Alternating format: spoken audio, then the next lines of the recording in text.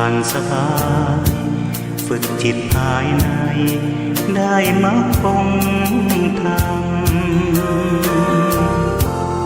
สร้างสมบารมีมิให้ตกต่ำสภาวะธรรมสมนำชีวิตหยุดโลภโกรธหลงปลงอนิจจังวางลงทุกสิ่งเมื่อจิตเรานิ่งเห็นธรรมทันทีแจ่มแจ้งรู้จริงพร้อมวิหารสี่จุดหมายเรามีอยู่ที่นิพพานทุรธรรมนำพ้นล้นด้วยปัญญายกธรรมเมตตานำพาสื่อสารสัจจะโยนิโสมนสิการองค์โพธิญาณประทานให้เราจับนอกมองในไตรลักษณ์ให้นาวัฏฏะสงสารเวียนว่าอยู่นรัตนะขันตะธัมโมทุละธรรมมาจะพุทธธรรมารัตนะธรรมาธรรมะเมตตากรุณาสาธุโธ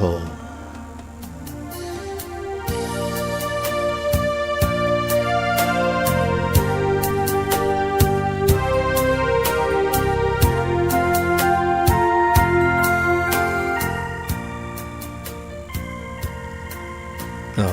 เพียรพยายามที่จะกรอบให้แคบมากที่สุดเพื่อที่บุคคลจะได้น้อมนำเอาองค์ความรู้เล็กๆนำไปเป็นบทปฏิบัติการในชีวิตประจำวันผู้บรรยายก็เข้าใจในภาวะของบุคคลที่แสวงหาธรรมะแต่ว่าความหลากหลายต้องยอมรับความเป็นจริงในความหลากหลายของข้อวัดปฏิบัติองค์ความรู้ต่างๆที่ได้ศึกษาร่ำเรียนจากสำนักธรรมต่างๆก็หลายที่หลายแห่งบุคคลบางท่านก็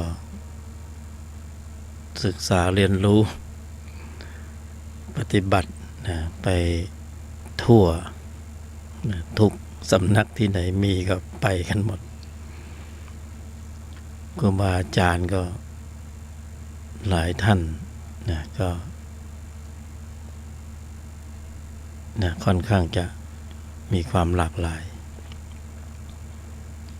ผู้บรรยายก็เข้าใจในความหลากหลายแต่ก็เพียรพยายามแล้ว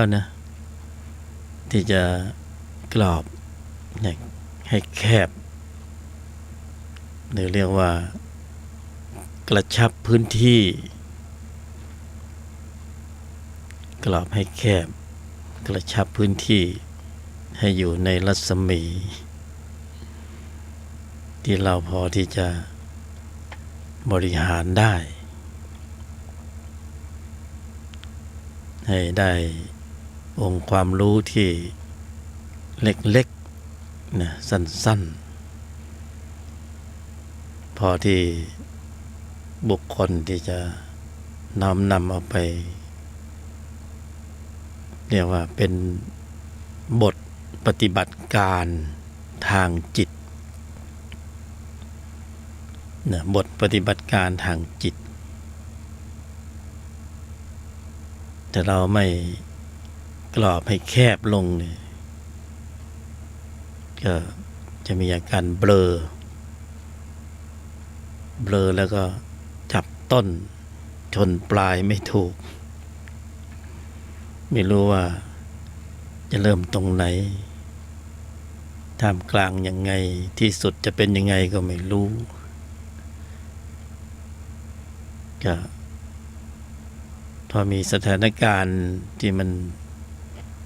มีจุดกระทบสัมผัสนะทางทวารต่าง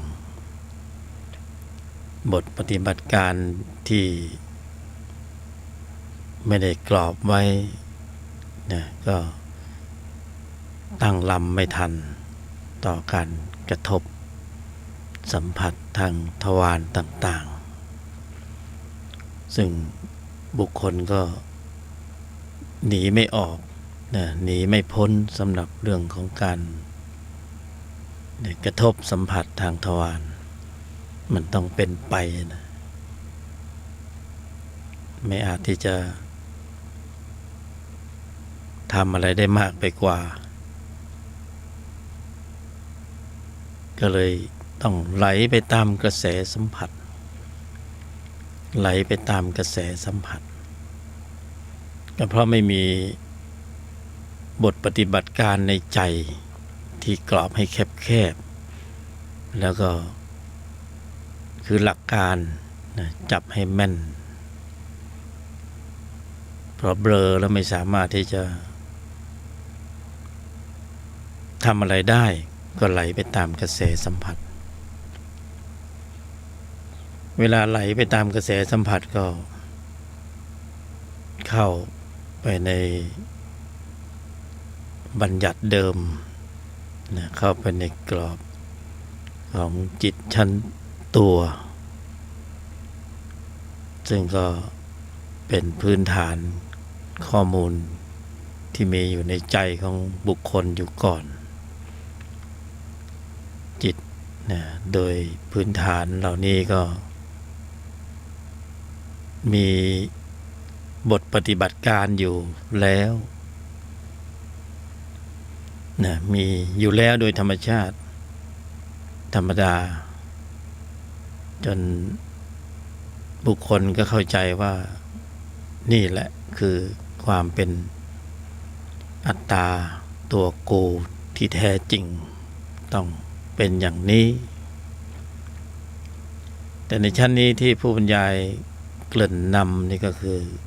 บทปฏิบัติการของการขับเคลื่อนกำลังบริหารกำลังของจิตในระดับชั้นต้น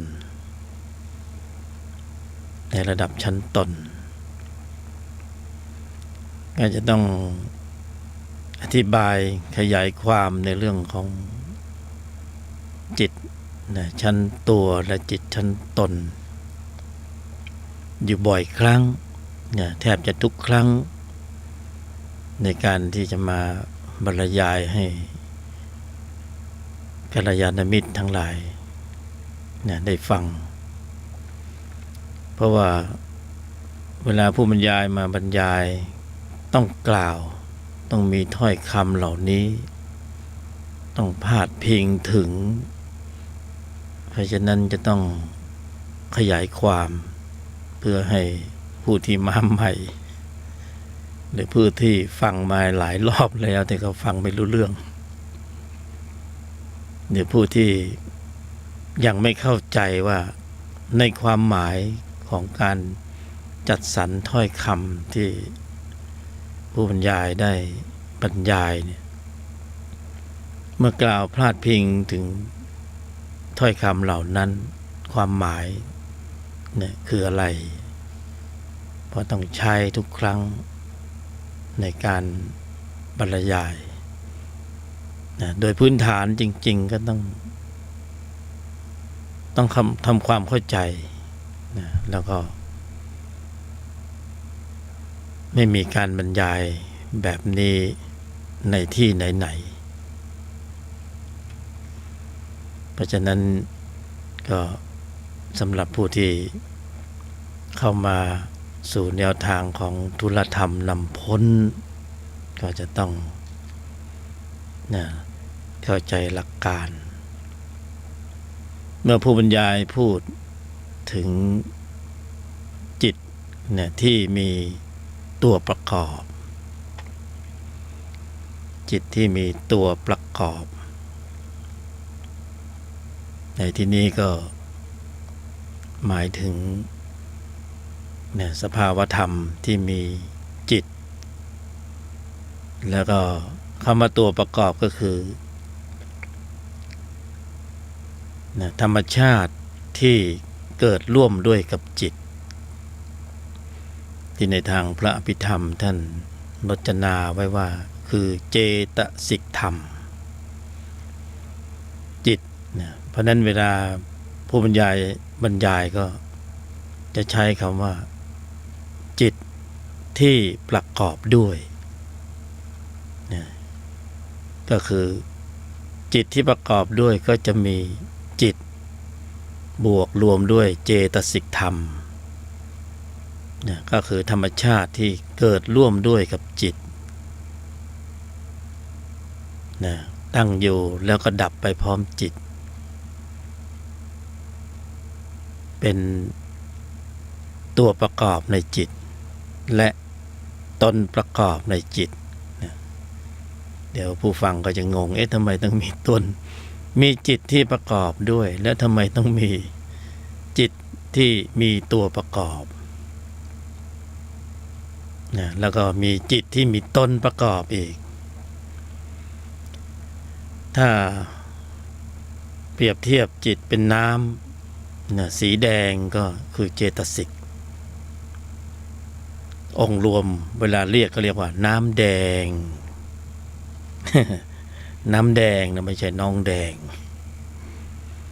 เรียกน้ำแดงแต่จิตที่ประกอบด้วยโทสะเจตสิกจิตที่ประกอบด้วยโทสะเจตสิกก็คือมีจิตแล้วก็มีเจตสิกธรรมที่ชื่อว่าโทสะเวลาบวกรวมกันก็เรียกว่าจิตโกรธจิตโกรธหรือจิตที่ประกอบคือน้ำบวกด้วยสีเหลืองก็เป็นน้ำเหลือง สีดำก็เป็นน้ำดำก็เป็นจิตที่ประกอบด้วยในชั้นที่มีตัวประกอบก็เป็นธรรมชาติของธรรมในส่วนที่เป็นตัวประกอบก็เหมารวมเรียกว่าอกุศลจิตแล้วก็ในชั้นที่เป็นตนประกอบในที่นี้ก็จิตที่ประกอบด้วยสติสมาธิและปัญญาเจตสิกผู้บรรยายก็ให้คำจำกัดความไว้ว่าเป็นเรื่องของตนจิตที่มีตัวประกอบเพราะฉะนั้นเวลาฟังเมื่อผู้บรรยายพูดถึงจิตที่มีตัวประกอบผู้บรรยายก็จะหมายถึงจิตที่มีตัวประกอบด้วยโทสะจิตโลภะจิตโมหะจิตอวิชชาจิตตัณหาต่างๆก็คือเจตสิกทั้งหลายเหล่านี้ประกอบร่วมด้วยกับจิตเหมารวมเรียกว่าจิตชั้นตัว แล้วก็ยังมีวงเล็บเข้าไปอีกว่าเป็นธรรมชาติสายเกิด นะธรรมชาติสายเกิดก็มันจะเกิดอะไรก็ภายหลังจากที่จิตเหล่านี้และเจตสิกเนี่ยชั้นตัวเนี่ยมันได้โอกาสในการแสดงบทบาทนะคือในความหมายก็คือวิ่งนะมีเหตุปัจจัยให้มันธรรมชาตินี้ปรากฏด้วยเหตุด้วยปัจจัยแล้วลำดับขับเคลื่อนขึ้นสู่วิถีจิตนะขึ้นสู่วิถีจิตแล้วก็ไปสู่ผลักดันให้เกิดพฤติกรรมการแสดงออกอันนี้ก็เนี่ยพวกเรามีสภาวะกันทีนี้ในทางตรงข้ามที่ต้องทำความเข้าใจและเป็นข้อตกลงเมื่อมาฟังรายการนี้ก็จะได้ยินคำว่าจิตที่ประกอบด้วยตนเนี่ยก็คือในที่นี้ก็คือตนก็คือความดีที่สมบูรณ์ถึงพร้อมในระดับหนึ่งให้คำจำกัดความว่าตนนะจิตที่ประกอบด้วยตนศรัทธาเนี่ยอย่างเช่นที่บุคคลกำลังฟังธรรมะเจริญปัญญาอยู่ในขณะนี้เป็นผลงานของจิตที่มีตนประกอบด้วยศรัทธาก็ผลักดันให้เกิดพฤติกรรมการแสดงออกนำพาให้นะมีอำนาจการนำพาให้ปรากฏนะสภาวะของกายในขณะฟัง หรือเจริญปัญญาอยู่ขณะนี้เป็นผลงานของจิตที่มีตนประกอบด้วยศรัทธาเป็นผลงานของจิตที่มีตนประกอบด้วยความเพียรนะสติสมาธิและปัญญาก็คือจิตที่ประกอบด้วยตนศรัทธาความเพียรสติสมาธิปัญญากำลังอยู่ในปัจจุบันขณะลำดับขับเคลื่อนกำลังอยู่ในภายในใจของบุคคลนำพาให้บุคคลนะพากายพาหูมาฟังการบรรยายธรรมทีนี้ตนก็จะต้องมีวัตถุประสงค์ต่อเนื่องไปอีกว่าที่ตนต้องนำพาให้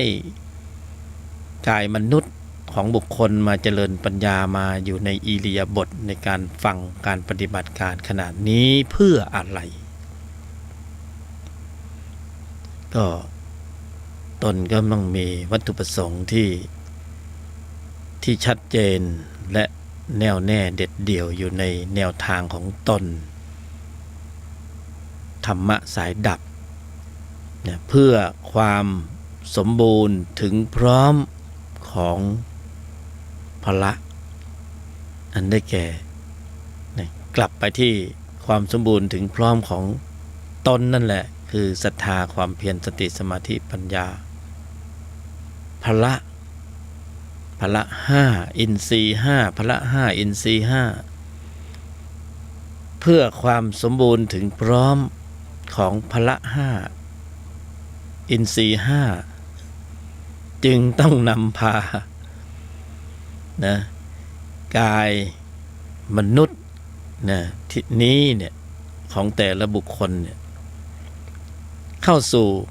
บทปฏิบัติการทางจิตก็คือการปฏิบัติธรรมการฟังธรรมเจริญธรรมอันนี้เพื่อให้เกิดการเจริญงอกงามนะพอกพูนไพบูรณ์ของพละที่มีข้อมูลอยู่ในใจอยู่ก่อนบ้างแล้ว มีข้อมูลอยู่ในใจอยู่ก่อนบ้างแล้วให้มีปริมาณข้อมูลจิตที่มีตนประกอบเห็นไหมคำว่าตนประกอบมาแล้วพอพูดถึงคำว่าตนประกอบในที่นี้ก็คือพละให้มีปริมาณข้อมูลจิตที่มีตนประกอบด้วย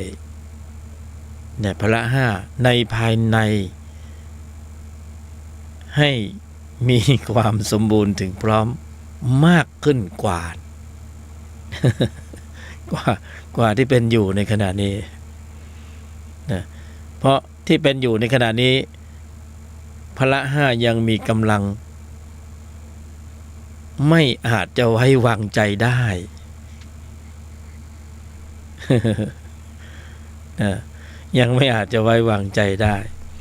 เพราะกำลังของพละห้าในระดับชั้นตนนี้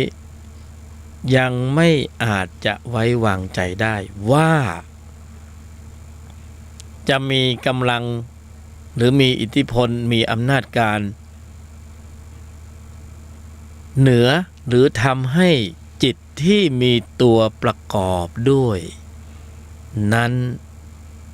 นะอ่อนกำลังหรือไม่กล้ามาต่อกรหรือไม่มีบทบาทสำคัญในการที่จะผลักดันพฤติกรรมการแสดงออก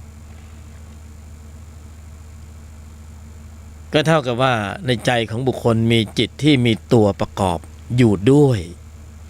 และจิตที่มีตัวประกอบด้วยโลภะจิตโทสะจิตโมหะจิตมันยังมีกำลังอยู่มหาศาล มันพร้อมที่จะผลักดันให้เกิดพฤติกรรมการแสดงออกได้อยู่ในสัดส่วนที่เป็นอกุศลกรรมนะในสัดส่วนที่เป็นอกุศลกรรมมันยังมีกำลังที่เขามีกำลังได้ไม่ใช่ว่านะบุคคลจะต้องไปหาทางในการจัดการให้จิตที่มีตัวประกอบนั้นให้มันตายนะไม่ใช่ทำไงนะจริงๆบุคคลไม่ต้องมีความเหน็ดเหนื่อยขนาดนั้นที่ต้องไปขับไล่จิตที่มีตัวประกอบเลยใช่ไหมบุคคลเพียงแค่ทำพละให้สมบูรณ์ถึงพร้อมแค่นั้นเองทำพละให้สมบูรณ์ถึงพร้อมแค่นั้นเองก็คือเดินสายเก็บเกี่ยวทุกบุญให้มีความสมบูรณ์ถึงพร้อมแค่นั้นถึงยังไม่ต้องไปวิ่งไล่จับเนี่ยเหมือนผู้บรรยายเคยเปรียบเทียบว่าจิตที่มีตัวประกอบที่มันผลักดันให้เกิดพฤติกรรมการแสดงออกที่ไม่สวยงามคือจิตชั้นตัวเนี่ยเปรียบเทียบเหมือนความมืดใช่ไหมธรรมชาติมีของแก้กันความมืดอันตรธานหายไปเมื่อเหตุปัจจัยของแสงสว่างปรากฏไม่ต้องไปออกแรงเหน็ดเหนื่อยวิ่งไล่ความมืดทำเพียงแค่ให้เหตุปัจจัยของแสงสว่างปรากฏเกิดขึ้นเท่านั้นนะถ้าความมืดเข้าไปเขาเองโดยอัตโนมัติมันไม่อยู่ทีนี้เหตุปัจจัยของแสงสว่างเนี่ยยังไม่อาจจะทำได้สมบูรณ์ถึงพร้อมความมืดก็ยังอยู่ก็เหตุปัจจัยของพละยังไม่มีความสมบูรณ์ถึงพร้อมจิตที่มีตัวประกอบด้วยเห็นไหม เขาก็ยังมีกำลังมีอำนาจการอยู่ก็นอกจากที่บุคคลไม่อาจที่จะสร้างเหตุปัจจัยของพละให้มีกำลังมากขึ้นแล้วเนี่ยบุคคลก็ยังย้อนลอยกลับเส้นทางเดิมไปสร้างเหตุสร้างปัจจัยของธรรมสายเกิดหรือจิตชั้นตัวหรือจิตที่มีตัวประกอบด้วยโลภะโทสะโมหะนะกลับทำให้มันมีกำลังแข็งแรงมากขึ้นคือเติมเชื้อเข้าไปอีก ไปกันใหญ่เลยทีนี้ เอาไม่อยู่นะก็ต้องสร้างจิตที่มีอำนาจการให้จิตชั้นตัวเขาเกรงใจใช่ไหมก็คือเราต้องสร้างบุคคลต้องสร้างจิตชั้นตนแต่สร้างไม่ได้ก็สร้างอยู่นะ พยายามปฏิบัติธรรมอยู่ ไอ้ชั้นตนมันก็ได้แค่ผิวมันก็นะในนิดในหน่อยก็ไม่มีอำนาจการมากเพียงพอที่จะนะเหมือนแสงพระอาทิตย์เป็นทำได้แต่แสงหิ่งห้อย แสงน้อยๆเพราะนั้นความมืดมันก็ยังคงอยู่นะไม่ไปไหนนี่ก็พยายามกันหลายปีเจริญอบรมศึกษาปฏิบัติมาก็ มากมายหลากหลายนะพวกเรานี่หลากหลายที่มันได้ผลนิดเดียวได้แสงหิ่งห้อยนะก็ไม่อาจจะทำให้ความมืดมันอันตรธานหายไปได้ประกอบกับไปเจอข้อวัดปฏิบัติที่หลากหลาย เรื่องราวต่างๆที่ก็เลยสับสนโอลหม่านจับต้นชนปลายไม่ถูกแล้วว่า สรุปแล้วเนี่ยจะปฏิบัติอะไรดีจะปฏิบัติอย่างไรให้ได้ความสมบูรณ์ถึงพร้อมของพละ จะทำยังไงให้จิตที่มีตนประกอบด้วยนะศรัทธาความเพียรสติสมาธิและปัญญาเนี่ยมีอำนาจการมีความแข็งแกร่งแข็งแรงแหลมคมนะเท่าทันรอบรู้แยกแยะเช็ดล้างล้วงลึกถอดถอนนะฝ่ายตรงข้ามเนี่ย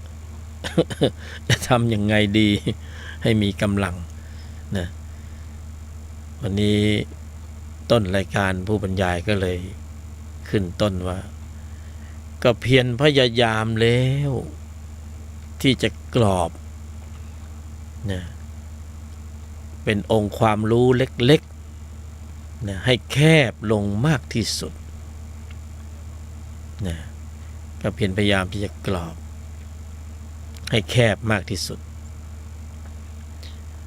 เพื่อที่จะให้บุคคลผู้ที่ปรารภความเพียรนี่นะ ปรารภความเพียรนะให้เอาไปเป็นบทปฏิบัติการทางจิตนะเป็นบทปฏิบัติการทางจิตให้น้อมนำเอาไปปฏิบัติได้ในชีวิตประจำวันเนี่ยเป็นบทปฏิบัติการทางจิตเป็นองค์ความรู้เล็กๆสั้นๆแคบๆจำแม่นจำง่ายสามารถที่จะเอาไปปฏิบัติได้เลยในชีวิตประจำวันนะเป็นบทปฏิบัติการทางจิตแคบๆเล็กๆไม่ได้กว้างขวางจนจำอะไรไม่ได้แล้วก็เบลอปฏิบัติอะไรไม่ได้เลยพอกระทบสัมผัสทางทวารต่างๆก็ไหลลื่นไปตามกระแสสัมผัสเข้าวงจรของจิตในชั้นตัวแบบเดิมอีก ก็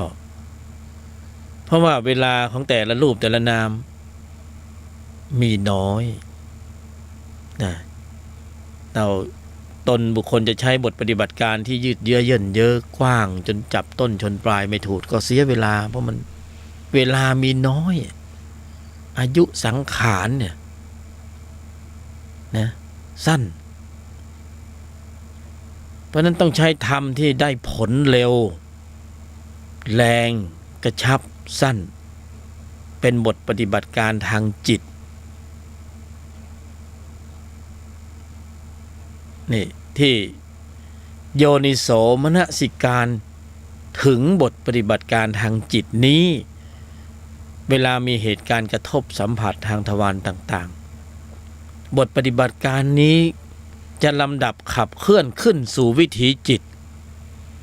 แล้วควบคุมสถานการณ์ของใจไว้ได้นี่ขอแค่นี้ก็พอไม่ต้องเอามากมายนะแล้วควบคุมสถานการณ์ของใจไว้ได้ขณะที่มีการขับเคลื่อนกำลังของจิตสองส่วนในใจของบุคคลนี่นะพอกระทบสัมผัสทางทวารต่างๆจิตชั้นตัวมันก็พร้อมจะเคลื่อนกำลังออกมาเพื่อผลักดันให้เกิดพฤติกรรมการแสดงออกพอกระทบสัมผัสทางทวารต่างๆนะตนต้องการที่จะให้บทปฏิบัติการทางจิตที่พูดถึงเนี่ยแล้วมีโยนิโสมนสิการไว้ก่อนเนี่ยให้เคลื่อนกำลังออกมาพร้อมๆกันแล้วเบียดแซงจิตชั้นตัวไม่ให้มันขึ้นมาสู่ การควบคุมหรือผลักดันพฤติกรรมการแสดงออกได้เพราะจิตสองส่วนนี้เขาวิ่งแข่งกันอยู่ในใจของบุคคลวิ่งกันอยู่ทุกวันสำนึกดีสำนึกบาปสำนึกบาปสำนึกดีเนี่ยแข่งกันอยู่สองเนี่ย สำนึกดีสำนึกชั่วแข่งกันอยู่ข้างในใจอยู่ทุกวันเนี่ยชั้นไหนมีกำลังมากกว่าก็จะสามารถควบคุมสถานการณ์ของใจไว้ได้แล้วก็จะผลักดันให้เกิดพฤติกรรมการแสดงออกแต่พื้นจิตพื้นใจของบุคคลโดยส่วนมากเนี่ยตอนนี้ถูกควบคุมด้วยจิตที่มีตัวประกอบทั้งหมดเลย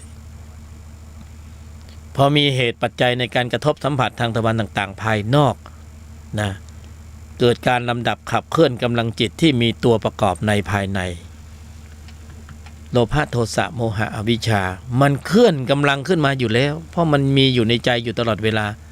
ในปริมาณที่เข้มข้นและมีกองกำลังอยู่มากนะจึงไม่แปลกว่าบุคคลกระทบสัมผัสทางทวารต่างๆแล้วจึงไหลลื่นไปตามกระแสสัมผัสปรากฏเป็นภาวะของจิตในภายในที่เป็นอกุศลโดยส่วนมากโดยส่วนเดียวเป็นอย่างนั้นเพราะนั้นมันก็จะเกิดการลำดับขับเคลื่อนกำลังของจิตที่มีตัวประกอบด้วยโลภะโทสะโมหะอวิชชาในภายในจบเลย เข้าล่องรอยเดิม เข้าล่องรอยเดิมนะเพราะนั้นมันก็จะเกิดการลำดับขับเคลื่อนกำลังจิตที่มีตัวประกอบด้วยโลภะโทสะโมหะอวิชชาตัณหาอุปาทานในภายใน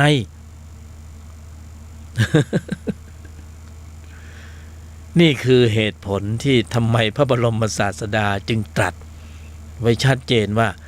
สัตวโลกเนี่ยเมื่อตายจากมนุษย์โลกไปแล้วโดยส่วนมากส่วนเดียวแอนไปอบายภูมิกันเป็นแถวเลย เพราะไปด้วยกำลังของข้อมูลจิตระดับนี้นี่ในภายในเนี่ยมันส่งไป เรียบร้อยไม่เหลือสักรูปสักนาม ไปอบายภูมิหมดเลยไปด้วยกำลังของข้อมูลจิตแต่ตนบุคคลทั้งหลายที่มาเกิดเป็นมนุษย์นี่ถือว่ามีความดีที่สมบูรณ์พร้อมมากในระดับหนึ่งในสัดส่วนที่เป็นกุศลนะประมาณ 51% กับ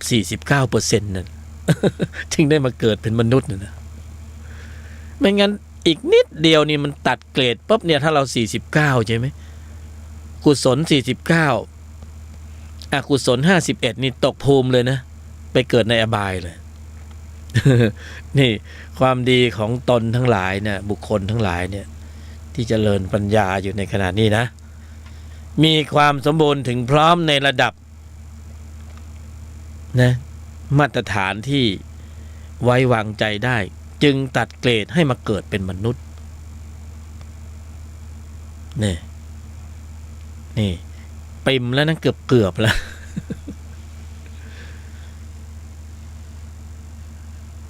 นะเบื้องหน้าต่อจากนี้ไปไอ้ข้อมูลในใจที่มันมีอยู่เนี่ย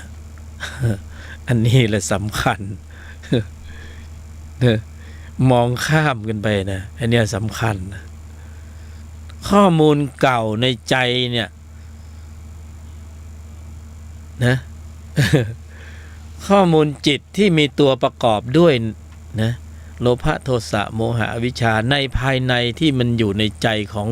บุคคลอยู่ในขณะนี้เนี่ยมันมีอยู่มันยังไม่ได้สลายไปไหนและมันพร้อมที่จะมีอิทธิพลผลักดันให้เกิดพฤติกรรมการแสดงออกเพิ่มปริมาณข้อมูลจิตที่มีตัวประกอบที่มีอยู่ก่อนแล้วนี่นะให้มีปริมาณมากขึ้นนะจนถึงระดับที่เกิดเป็นมนุษย์ชาติต่อไปก็ไม่ได้ มันน่าจะข้อมูลจิต ฟังแล้วก็หัวเราะ บรรยายแล้วหัวเราะไม่ใช่อะไรหรอกไม่ใช่ของมาทำเป็นของเล่นไม่ใช่แต่มีความสุขนะในการบรรยายธรรมมีธรรมปีติเกิดอารมณ์ดี หัวเราะไปด้วยเพลินจะเครียดไปทำไมอ่ะ จะเครียดไปทำไมนะเจริญปัญญากันเพลินๆเนี่ย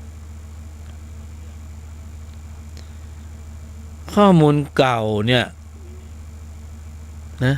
ไม่เท่ากันหรอกแต่ละรูปแต่ละนามใช่ไหมบางคนโอ้ยมันก็ไม่เท่านะสิเพราะว่าอันนี้ก็พ่อหนึ่งนี่ก็แม่หนึ่ง รูปนู้นนามนี้ก็คนละพ่อคนละแม่ข้อมูลจิตแต่ละรูปแต่ละนามไม่เหมือนกันหรอกก็ไม่เหมือนนะเอาแล้วเกิดอยู่ในพ่อแม่คนเดียวกันทำไมพี่น้องนิสัยไม่เหมือนกันแสดงว่าข้อมูลมันต่างกันก็เกิดอยู่พ่อแม่เดียวกันทำไมมันไม่เหมือนกันทำไมนิสัยพี่ชายนิสัยหนึ่งน้องสาวนิสัยหนึ่ง ไปคนละเรื่องเลย นะมันอยู่ที่การสะสมนะของแต่ละรูปแต่ละนามสะสมมาไม่เหมือนกันก็คือปริมาณข้อมูลจิตนะปริมาณข้อมูลจิตที่มีตัวประกอบด้วยเนี่ยที่เป็นธรรมะสายเกิดนี่นะเขาเรียกว่าจิตชั้นตัวเนี่ยมันมีปริมาณข้อมูลจิตดั้งเดิมอยู่ในใจของบุคคลทุกรูปทุกนามในโอกาสที่บุคคลได้มาเกิดเป็นมนุษย์เนี่ยเป็นโอกาสที่งดงามเลยนะเป็นโอกาสที่งดงามเป็นโอกาสที่ดีมากที่สุดที่เนี่ยตนจะได้วาระในการจัดการกับจิตที่มีตัวประกอบเนี่ยจัดการยังไงก็บอกไปแล้วว่าบุคคลไม่ต้องไปวิ่งไล่จับจิตที่มีตัวประกอบด้วยโลภะโทสะโมหะหรือไปขับไล่หรือไปกดข่มหรือจะไปทำลายล้างด้วย อะไรก็แล้วแต่นะ โดยวิธีการหรือพิธีกรรมหรือเป่าเสกหรืออาบน้ำมนต์ ไม่ต้องไปถึงขนาดนั้นนะเพียงแค่ทำให้ตนพละเนี่ยมีกำลังมีอำนาจการนะจิตที่มีตัวประกอบด้วยเดี๋ยวมันก็อันตรธานหายไปเองสำคัญว่าตนนั้นน่ะมีกำลังแข็งแกร่งแข็งแรงจริงหรือเปล่านะตนศรัทธาความเพียรสติสมาธิปัญญาของจริงหรือเปล่า ไม่ใช่ของจริงก็เป็นของปลอม เป็นตนเทียมมีตนจริงกับตนเทียมนะเป็นอย่างนี้เพราะนั้นตนที่มีโอกาสสำคัญเนี่ยมีหน้าที่หลักเพื่อจะต้องเพิ่มกำลังแล้วต้องส่งผลสู่การลดปริมาณข้อมูลจิตที่มีตัวประกอบด้วยโลภะจิตโทสะจิตโมหะจิตในฝ่ายตรงข้ามลงด้วยการเพิ่มตนแล้วตัวมันจะลดแต่ทุกวันนี้บุคคลนี่มันตรงกันข้ามมันเพิ่มตัวนะแล้วตนมันก็ไม่ต้องพูดถึงแล้วนะอย่างนั้นก็มีเหตุผลขาดสติก็มัวแต่เพิ่มตัวไง ไม่เจริญอบรมศึกษาปฏิบัติธรรมไม่สมถะไม่วิปัสสนาไหลไปตามกระแสสัมผัสรักโลภโกรธหลงกินกามเกียรติโกงอันนี้คือเพิ่มตัวพอเพิ่มตัวตนก็ไม่แข็งแรงเห็นไหมพละห้าก็อ่อนแอสติสมาธิปัญญาและบทสุดท้ายก็จะบอกว่าหลงลืมสติไม่เท่าทันนะบันดาลโทสะนะอารมณ์ชั่ววูบเหตุผลเยอะเหลือเกินออกมาแต่ละช็อตแต่กรรมมันสำเร็จไปแล้วนะหึงหวงหน่วงเหนียวเลี้ยวรถฆ่าฟันจิตที่มีตัวประกอบมันสำเร็จกิจของมันเรียบร้อยไปแล้วระหว่างที่มีโอกาสในการเจริญอบรมศึกษาปฏิบัติทำไมไม่ฝึกปฏิบัติการทางจิตทำไมไม่ฝึกปฏิบัติธรรมเพื่อเพิ่มกำลังของพละเมื่อพละมีอำนาจการมีกำลังแข็งแกร่งแข็งแรงพละจึงจะไปลดปริมาณข้อมูลของจิตชั้นตัวลงมันก็จะได้ไม่หึงมากไม่หวงมากนะมีระบบปลดปลงปล่อยวางมากขึ้นไม่ต้องยึดมั่นถือมั่นในอัตตาตัวกูจนเหนียวแน่นนี่ต้องเตรียมพร้อมไว้ก่อนไม่ใช่รอให้จิตพวกนี้มันขึ้นสู่วิถีจิตแล้วมันจะไปเบรกอยู่ได้ยังไงอ่ะมันก็เบรกไม่อยู่ไง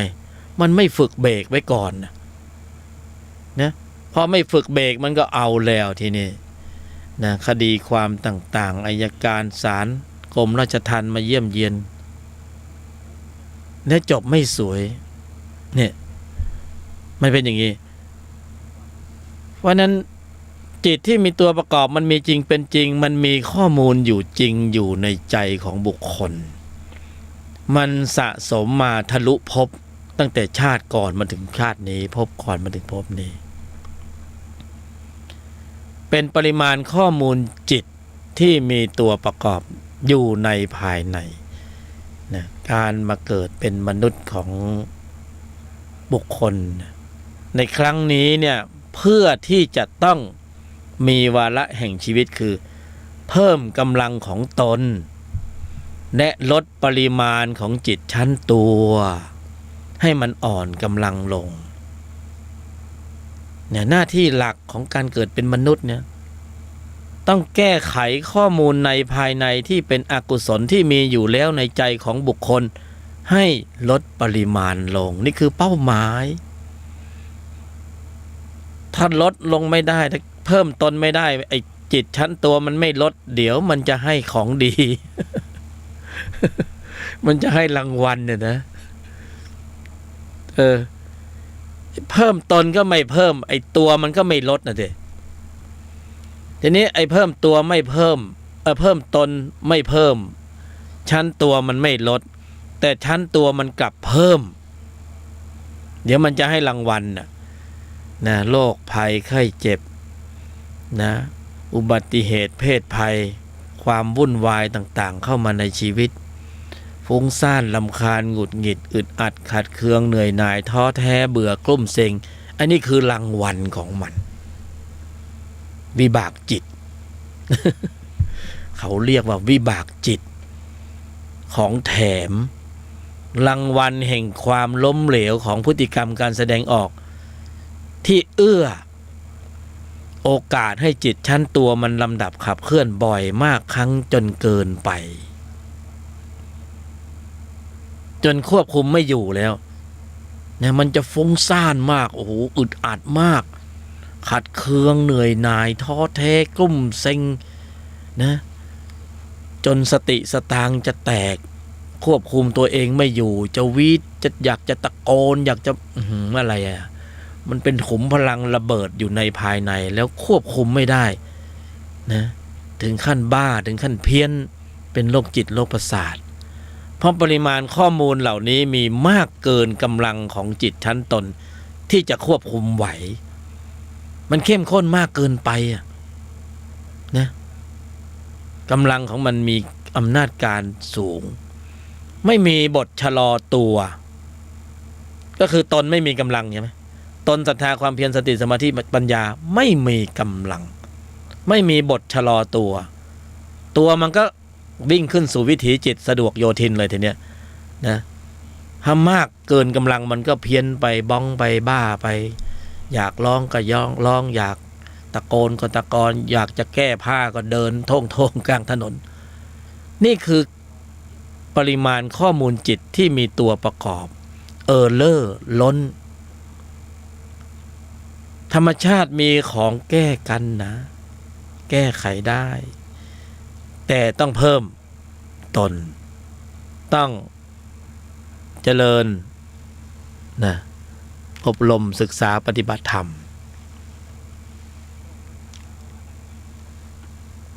อโลเทส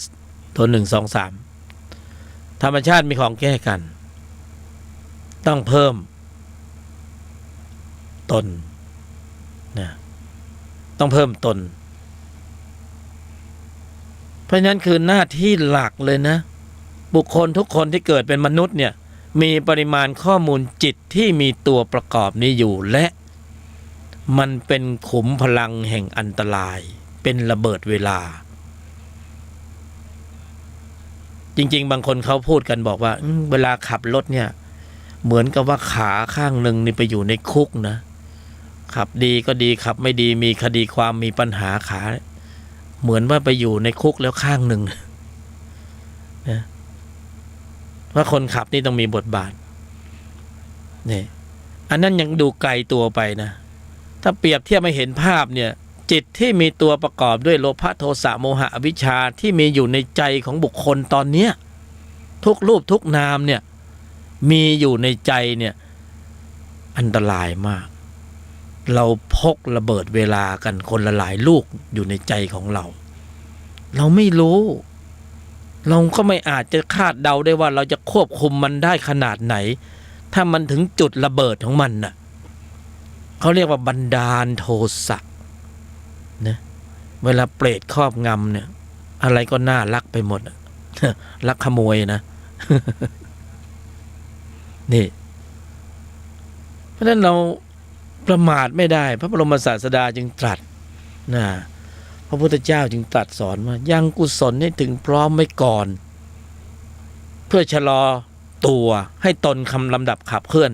เอากุศลในภายในที่มีกำลังเนี่ยขึ้นมาเป็นบทน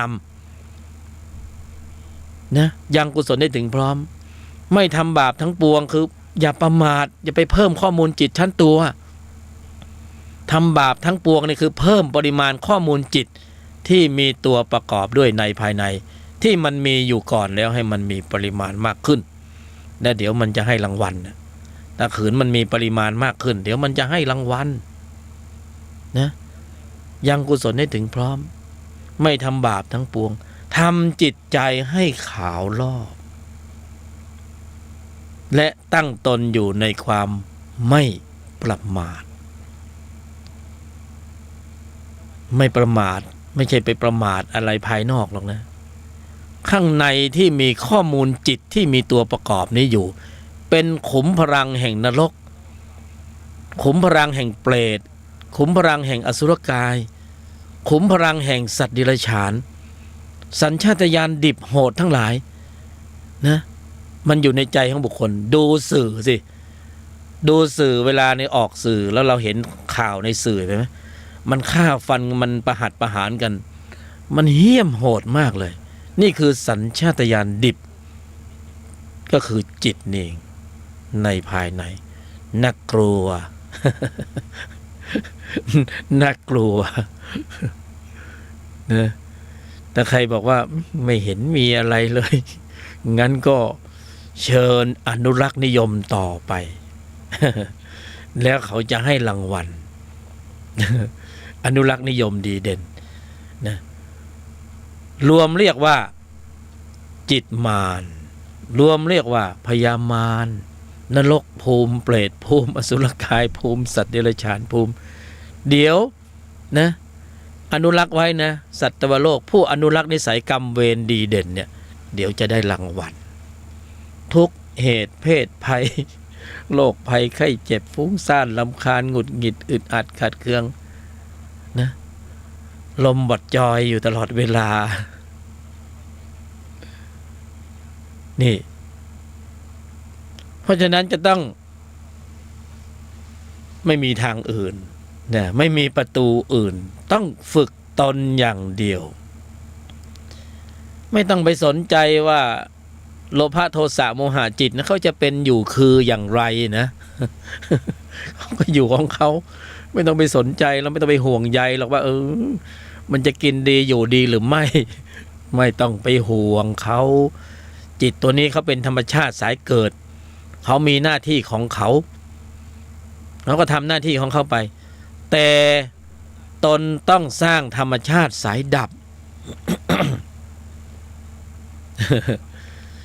ถ้าธรรมชาติสายดับเนี่ยชั้นตนอยู่ในภายในเนี่ยวันๆก็อารมณ์ดีนะนึกถึงแต่กุศลนึกถึงแต่บุญวิตกวิจารปีติสุขอยู่เฉยๆธรรมดาก็นั่งขนลุกขนพองสบายใจโปร่งโล่งเบา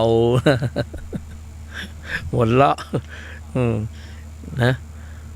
จริงๆมันเครียดกันนะตอนเนี้ยนะหัวเราะได้ยังไงเครียดเรื่องอะไรเรื่องโควิดเรื่องเศรษฐกิจไม่ดี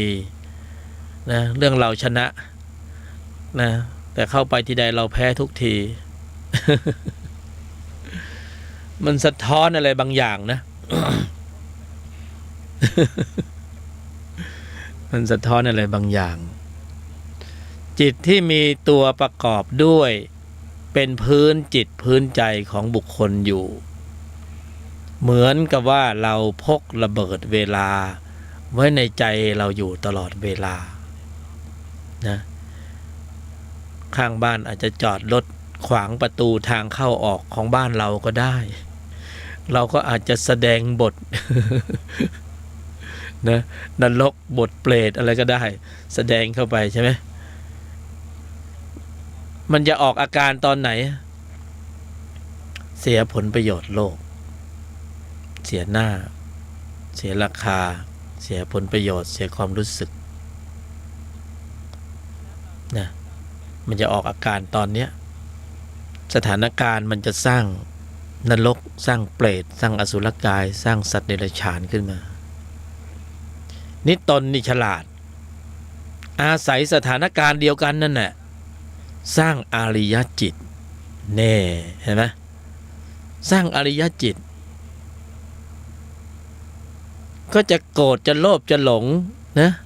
ก็ต้องแก้ปัญหาอยู่ดีอ่ะเพราะนั้นก็เอาสติสมาธิปัญญาไปแก้ดีกว่าใช่ไหมนะสถานการณ์สร้าง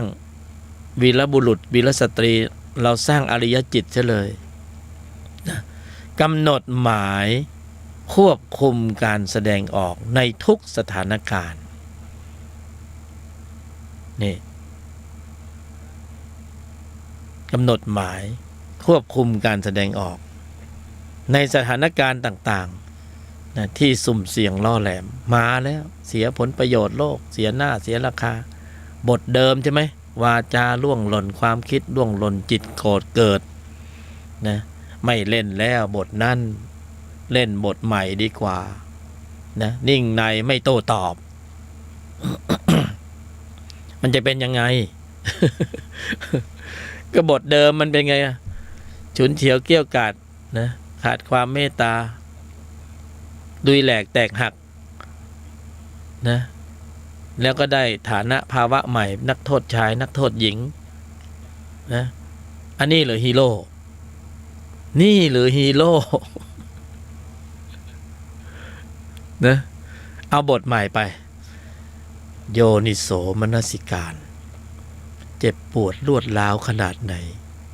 เสียหน้าเสียราคาเสียผลประโยชน์ขนาดใดยอมหยุดเย็นนิ่งในไม่โต้ตอบนะโยนิโสมนสิการนะยอมหยุดเย็นนิ่งในไม่โต้ตอบกรองไว้ในใจอยู่ตลอดเวลาในภายในนะโยนิโสมนสิการ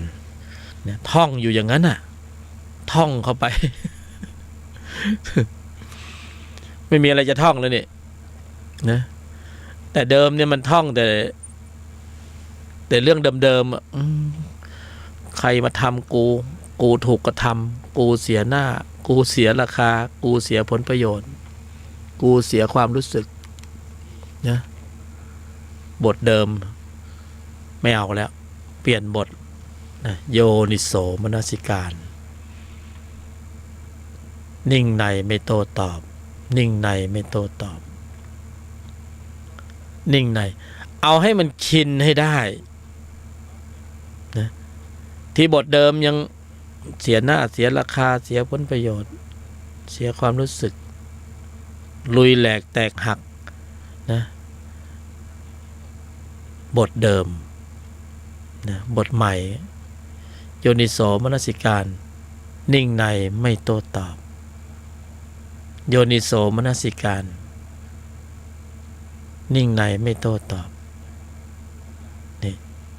โยนิโสมนสิการกำหนดเจริญซึ่งมรรคมีองค์8นิ่งในไม่โต้ตอบมีแค่นี้เองอะกรอบให้แคบนี่แคบขนาดนี้เลยเหรอเนี่ย3 คำอะนิ่งในไม่โต้ตอบคือการกำหนดเจริญอริยมรรคมีองค์8โอ้มหัศจรรย์ขนาดนั้นเชียวหรือนะหรือโยนิโสมนสิการกำหนดเจริญอริยสัจ4ยอมหยุดเย็นนิ่งในไม่โต้ตอบแคบขนาดนี้เลยหรือนะบทปฏิบัติการทางจิตหรือจะเอาดีกรีที่เข้มข้นกว่านี้นะกำหนดเจริญโพธิปัจขิยธรรม37ประการนะกำหนดหมายสัจจะเพื่อควบคุมระบบแสดงออกไม่พูดไม่โกรธไม่เห็นผิดนะยอมหยุดเย็นนิ่งในไม่โต้ตอบนะโยนิโสมนสิการกำหนดเจริญควบคุมการแสดงออกไม่พูดไม่โกรธไม่เห็นผิดยอมหยุดเย็นนิ่งในไม่โต้ตอบโอ้แคบนะกรอบให้แคบเหลือแค่นี้เองหรือเนี่ยนี่คือธรรมะประยุกต์สำหรับนำมาปฏิบัติการทางจิตเฉพาะบุคคลแต่ละบุคคลในภายในชีวิตประจำวันนะอันนี้คือเทคนิคเขาเรียกว่าเทคนิคในการนำธรรมะที่ได้เจริญอบรมศึกษาปฏิบัติมาในแต่ละช่วงเวลาของชีวิตแล้วน้อมนำเอามากรอบเป็นสังกัปให้แคบๆเพื่อเป็นบทนำในการปฏิบัติการเป็นบทปฏิบัติการจริงในชีวิตประจำวันเป็นเทคนิคของแต่ละบุคคลนะเทคนิคอย่างนี้มีเฉพาะรายการนี้เท่านั้น ไม่ใช่มาเป็นพระสัทธรรมมาปฏิรูปไม่ใช่นะ แต่เป็นบทปฏิบัติการทางจิตที่นำไปใช้ได้ผลแล้วนะใช้ได้ผลดีในชีวิตประจำวัน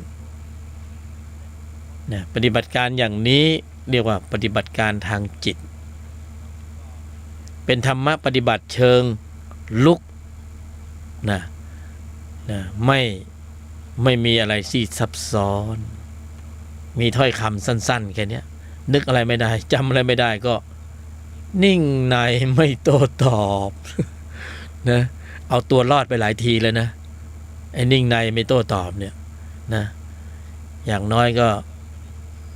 ไม่โดนสามีเตะ อย่างน้อยก็ไม่โดน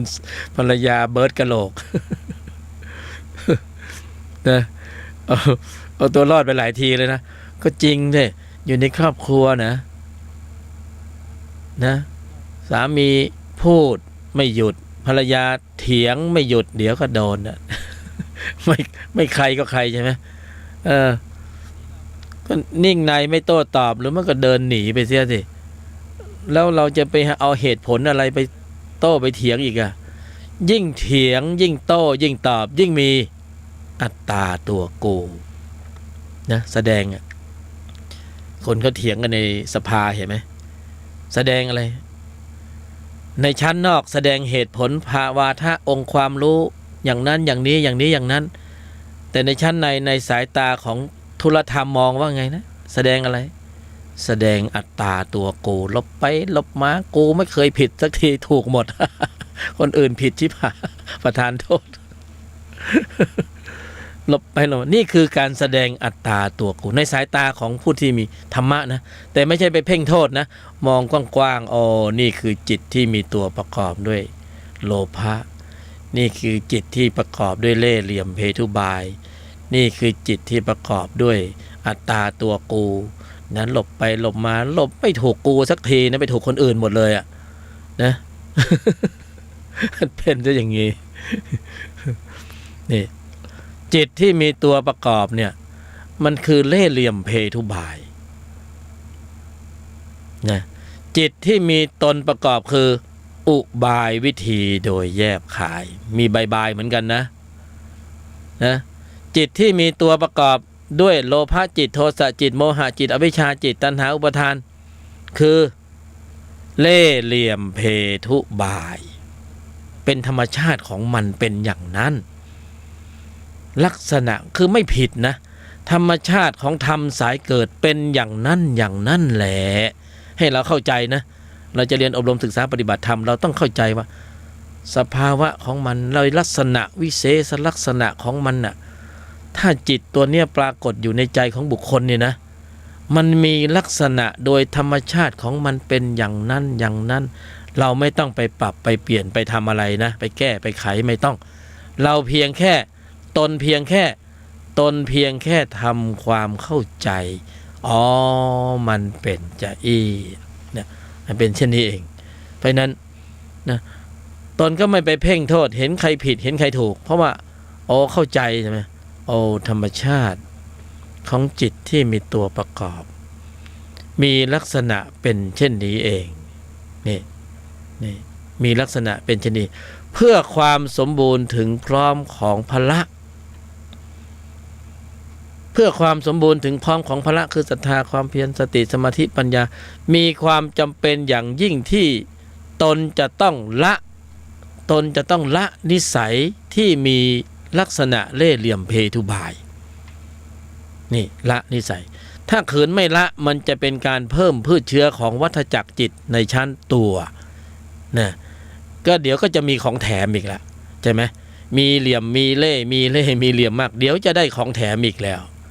นะคือสภาวะทุกข์มันเส้นทางมันเข้าเส้นทางนี้อ่ะยังไงมันก็ต้องไปเจอทุกข์อยู่ดีอ่ะนะใครจะมีความสุขกายสบายใจอารมณ์ดีมากโอ้กูโกงเข้ามาได้ตั้งเยอะตั้งแยะมันโอ้โหชื่นชมยินดีมีความสุขปีติมีที่ไหนอ่ะมันไม่ได้สภาวะธรรมมันไม่ใช่แบบนั้นนะไปปรุงเหตุแห่งอกุศลมาแล้วจะมีความสุขกายสบายใจมันก็มีแต่ทุกข์กายทุกข์ใจเป็นของแถมน่ะรางวัลมันเป็นอย่างนั้นเส้นทางมันต้องไปเจออย่างนั้นนะนี่เหมือนจะไปกรุงเทพมันก็ต้องผ่านลำพูนนะยังไงก็ต้องผ่านลำปางนะยังไงก็ต้องไปผ่านพิษณุนครสวรรค์ยังไงก็ต้องชัยนาทสิงห์บุรี มันจะหนีไปไหนได้ใช่ไหมไม่มีทางหนีไปไหนได้หรอกเพราะนั้นเราก็ทำความเข้าใจด้วยว่ามันเป็นฉะนั้นนะทางที่ดีที่สุดเราไม่ต้องไปเข้าเส้นทางนั้นเราตนก็ย้อนกลับมาเมื่อมันเป็นเหตุปัจจัยแห่งทุกข์มาจากการแสดงออกด้วยเล่ห์เหลี่ยมเพทุบายและอะไรคือทางอันเกษมนี่เห็นไหมนะปลอดโปร่งโล่งเบาสบายอ๋อเจอแล้ว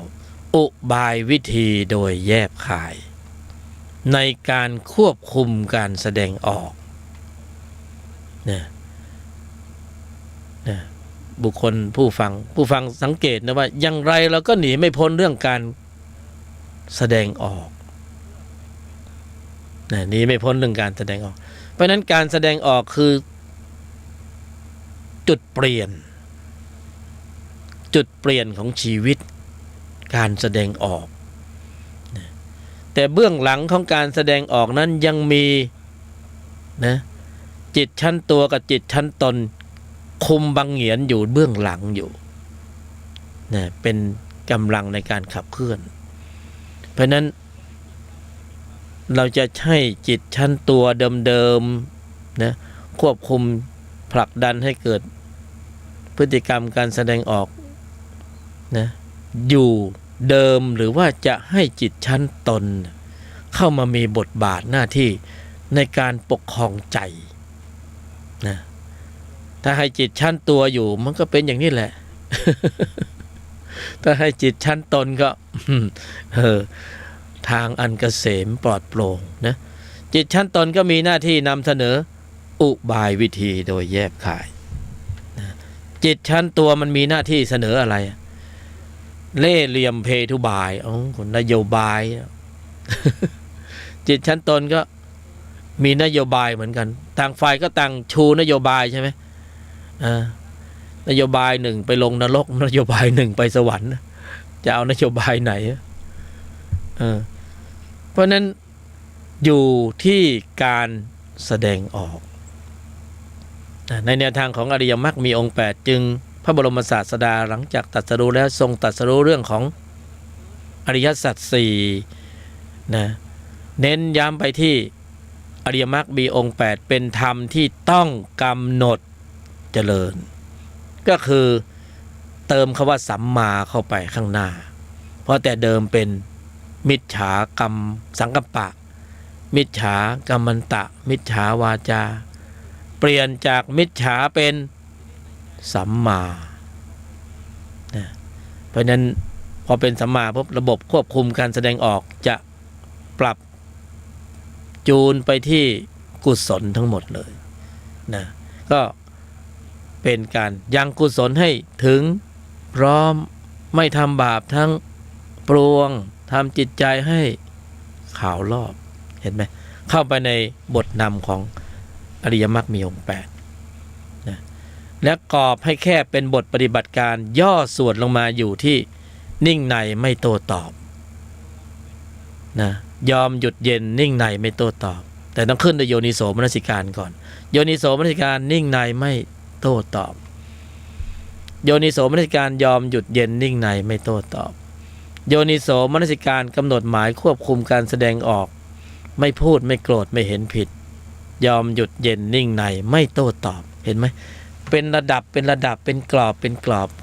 กรอบซ้อนกรอบกรอบหนึ่งกรอบเล็กกรอบกลางกรอบใหญ่นะกรอบซ้อนกรอบกรอบเล็กเป็น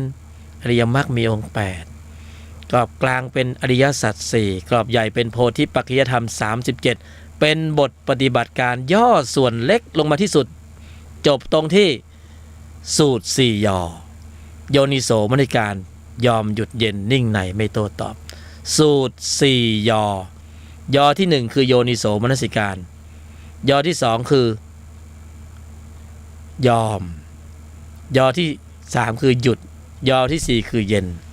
ตามด้วยดีเทลคือนิ่งในไม่โต้ตอบระบบเบรก2ชั้นนะ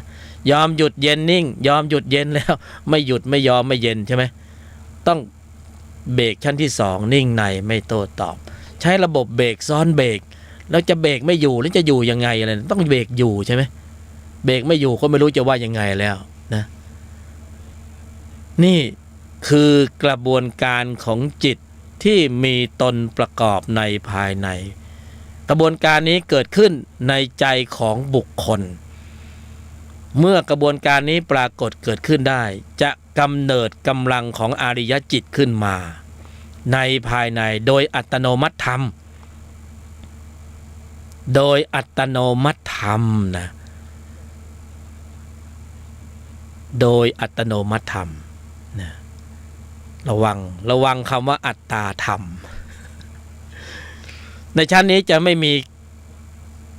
กฎระเบียบรูปแบบสีสันให้เราต้องยึดมั่นถือมั่นจนเกินไปแล้วไม่มีแล้วมีแต่ความรู้ควรอยู่ในภายในนี่กรอบให้แคบลงเหลือบทปฏิบัติการเป็นสูตร4ยอสูตร4ยอนี้จึงครอบคลุมทั้งหมดครอบคลุมทั้งหมดเลย องค์รวมของกุศลทั้งหมดอยู่ในนี้หมดเลย เมื่อปฏิบัติการได้จริงนะถ้าไม่จริงก็เป็นของเทียมอ่านมาบ้างฟังมาบ้างนะคิดไปบ้างทฤษฎีบ้าง อันนี้คือทำสภาวะในภายในสภาวะนี่หนีไม่ออกบัญญัติดิ้นได้แต่สภาวะดิ้นไม่ได้หนีไม่ออกของจริงยังไงก็ต้องอย่างนั้นนี่กว้างและครอบคลุมด้วยสูตร4 ยอนะนี่คือเทคนิคของรายการนี้เท่านั้นนะไม่ใช่ว่าจะต้องทุกคนต้องมาแบบนี้หมดไม่ใช่ครอบคลุมทั้งหมดเพียงแต่ว่าเป็นเทคนิคของแต่ละผู้บรรยายแต่ละรูปแต่ละนามในการนำเสนอธรรมะเข้าสู่การปฏิบัติการจริงในชีวิตประจำวันนะเพราะนั้นอย่างนี้เนี่ยไม่ได้ขีดกรอบว่าไม่ได้ขีดกรอบไว้ว่าจะอยู่ในเฉพาะการแค่นี้บุคคลสามารถน้อมนำเอาไปปฏิบัติได้หมดไม่ใช่ขีดกรอบไว้เพียงแค่นี้สามารถน้อมนำเอาไปปฏิบัติการได้หมด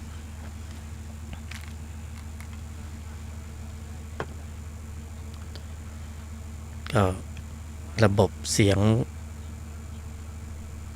ลำโพงของหูฟังนะที่วัดฝายหินที่กำลังบรรยายอยู่ขณะนี้บางทีก็เสียงปกติบางทีก็หายไปนะใครที่ฟังรายการนี้อยู่มีจิตที่จะเป็นกุศลที่จะนะทำบุญแล้วก็สร้างกุศลผลบารมีได้มีกำลังเป็นอันมากเนี่ยนะช่วยมาหาของใหม่ของดีๆมาน้อมถวายพระอาจารย์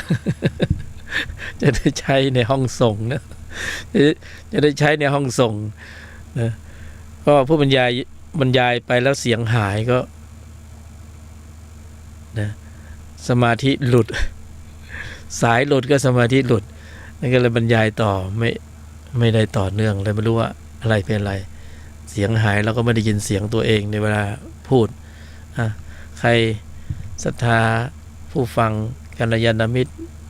ใครมีจิตเจตนาที่เป็นกุศลพอจะมีทรัพย์ปัจจัยที่จะสร้างบุญในการร่วมสนับสนุนการเผยแผ่อุปกรณ์การบรรยายในห้องส่งของวัดฝายหินนี่พูดเบาๆแล้วนะก็เชิญด้วยนะตามเหตุตามปัจจัยนะ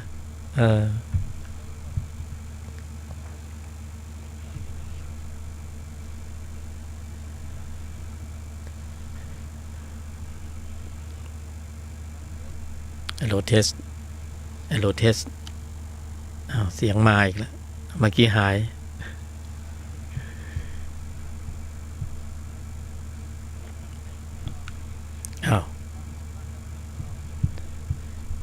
สูตรพูดถึงสูตรสำเร็จคือต้องเน้นย้ำหน่อยเพราะว่าเป็นบทปฏิบัติการเชิงลุกที่จะต้องปรุงขึ้นมานะที่จะต้องปรุงขึ้นมาให้ได้ถ้าปรุงเข้าบทปฏิบัติการที่กรอบให้แคบอย่างนี้ไม่ได้เนี่ยก็จะไม่มีการปรากฏเกิดขึ้น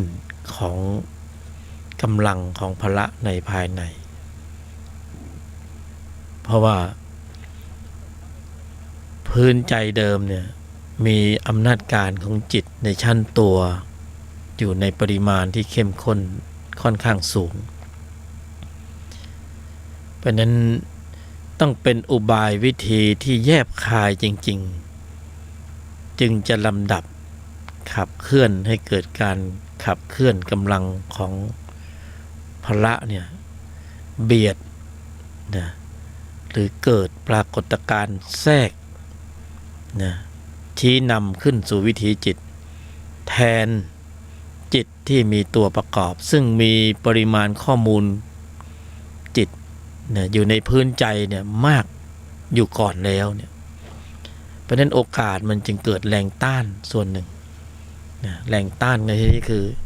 จิตในชั้นตัวเดิมๆเนี่ยก็ไม่ค่อยยอมที่จะสูญเสียอำนาจในการบังคับบัญชาผลักดันการแสดงออกนะดังนั้นจึงต้องใช้อุบายวิธีโดยแยบคายเข้ามาก่อนนะก็คือองค์ธรรมกุศลจิตที่ชื่อว่าโยนิโสมนสิการเป็นบทนำนะถ้าไม่มีองค์ธรรมองค์นี้นี่นะก็ไม่มีการเปิด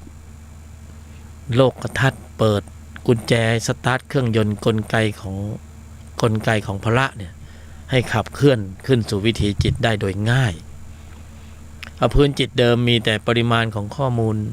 โลภะโทสะโมหะอวิชชาอยู่เต็มไปหมดเลยเวลามีเหตุกระทบสัมผัสทางทวารต่างๆจิตเดิมเหล่านั้นมีความเคยชินมากในการลำดับตัวขึ้นสู่วิถีจิตนะมีความเคยชินมากในการลำดับตัวขึ้นสู่วิถีจิตเพราะนั้นมันพื้นจิตพื้นใจจึงต้องตกอยู่ใต้อำนาจการของจิตในชั้นเดิมเสียเป็นส่วนมากในการที่จะจุดประกายให้พละเคลื่อนกำลังขึ้นมาเนี่ยจะต้องใช้อุบายใช้การนำชี้นำหรือบทนำของโยนิโสมนสิการซึ่งองค์ธรรมกุศลจิตองค์นี้จะมีบทบาทสำคัญในการผลักดันให้เกิดการควบคุมการแสดงออกจะมีบทบาทสำคัญในการชี้นำให้กำลังของจิตที่มีองค์ประกอบด้วยกุศลในระดับของพละห้านั้นเคลื่อนกำลังขึ้นมาสนับสนุนภายหลังจากที่มีการกระทบสัมผัสทางทวารต่างๆแล้วเนี่ยถ้าไม่โยนิโสมนสิการไว้ก่อนนะถ้าไม่มีการลำดับโยนิโสมนสิการไว้ก่อนก็จิตก็จะเข้าสู่ร่องรอยเดิมก็คือบัญญัติเดิมความเคยชินเดิมโลภะเดิมโทสะเดิมโมหะเดิมต่างๆมันก็จะวิ่งขึ้นสู่วิถีจิตแล้วก็จะผลักดันพฤติกรรมการแสดงออกเมื่อผลักดันพฤติกรรมการแสดงออกได้แล้วจิตก็จะเรคคอร์ดข้อมูลจะบันทึกข้อมูลทั้งหมดไม่ว่ากุศลหรืออกุศลเมื่อปรากฏเกิดขึ้นก็จะส่งผลเมื่อส่งผลเก็บข้อมูลเสร็จปุ๊บมันก็จะมีปรากฏเป็นวิบากจิตเกิดขึ้นวิบากจิตก็จะส่งผลให้เกิดสภาวะของใจที่มีอาการต่างๆปรากฏเกิดขึ้นในใจสภาวะใจต่างๆก็ฟุ้งซ่านรำคาญหงุดหงิดอึดอัดขัดเคืองเหนื่อยหน่ายท้อแท้เบื่อกลุ้มเซ็งต่างๆถ้าเราลำดับขับเคลื่อนกำลังจิตที่มีตนประกอบได้แล้วก็ตนประกอบนั้นมีกำลังมากในระดับหนึ่งแล้วไม่เปิดโอกาสให้จิตชั้นตัวนั้นขึ้นสู่วิถีจิตสภาวะใจจะมีอาการเป็นผู้รู้เป็นผู้ตื่นผู้เบิกบานอารมณ์จะดีรู้สึกมีความสุขนะไม่ฟุ้งซ่านรำคาญเพราะข้อมูลจิตเหล่านี้ถูกลบไปหมดนะมันไม่ใช่ว่าเราจะไปลบแบบเอายางลบไปลบนะเพียงแต่ว่าอำนาจการของจิตชั้นตนที่มีกำลังเนี่ยทำให้จิตเหล่านั้นชั้นเดิมนั้นนะไม่สามารถที่จะขึ้นสู่วิถีได้นะขึ้นสู่วิถีไม่ได้ก็แสดงตัวไม่ได้แสดงตัวโลภะโทสะโมหะหรือนิวรณ์ต่างๆไม่ได้จิตเหล่านั้นก็อาการของใจก็ไม่ปรากฏอารมณ์เหล่านั้นเมื่อไม่ปรากฏอารมณ์เหล่านั้นสภาวะก็เป็นวิตกวิจารเป็นปีติเป็นสุขเป็นเอกคตานะเป็นฌานหนึ่งฌานสองอยู่ในขณะที่ยืนเดินนั่งนอนมีสภาวะฌานจิตปรากฏอยู่ไม่จำเพาะแค่เพียงแค่นั่งแล้วจะต้องปรากฏของสภาวะฌานไม่จำเป็นขณะกำหนดหมายวิตกวิจารปีติสุขนะลำดับอยู่ในภายในก็เกิดสภาวะของฌานปรากฏเกิดขึ้นได้นั่นหมายถึงว่าธรรมชาติชนิดนี้เนี่ยเป็นธรรมชาติที่พิเศษและมีจริงเป็นจริงบุคคลสามารถเข้าถึงและนะสร้างเหตุสร้างปัจจัยให้สภาวะนี้ปรากฏเกิดขึ้นในใจของเราของบุคคลได้ทุกรูปทุกนามแต่มีแต่ด้วยต้องสมบูรณ์ถึงพร้อมถูกต้องถูกส่วนตรงตามความเป็นจริง สมบูรณ์ถึงพร้อมถูกต้องถูกส่วนตรงตามความเป็นจริงด้วยเหตุด้วยปัจจัยอาการเหล่านี้ก็ปรากฏนะเมื่อปรากฏเราก็จะเริ่มเข้าสู่สภาวะของฌานปัญญาและก็ญาณองค์ความรู้ต่างๆก็จะผุดเกิดบอกตนเองสอนตนเองนะระบบปลดปลงปล่อยวางก็จะเริ่มเข้ามากำกับชีวิตเราเดินไปในชีวิตประจำวันทุกวันมีเหตุปัจจัยในการยึดมั่นถือมั่นแต่ก็มีระบบช่วยเสริมอยู่ในภายในคือระบบปลดปลงปล่อยวางในสถานการณ์บางสถานการณ์ที่ต้องเข้มข้นเอาเป็นเอาตายแต่ที่สุดแล้วนะเราก็ไม่อยากเป็นไม่อยากตายหรอกคืออยากเป็นแต่ไม่อยากตายเมื่ออยากเป็นไม่อยากตายก็จะต้องมีระบบช่วยเสริมเพราะฝึ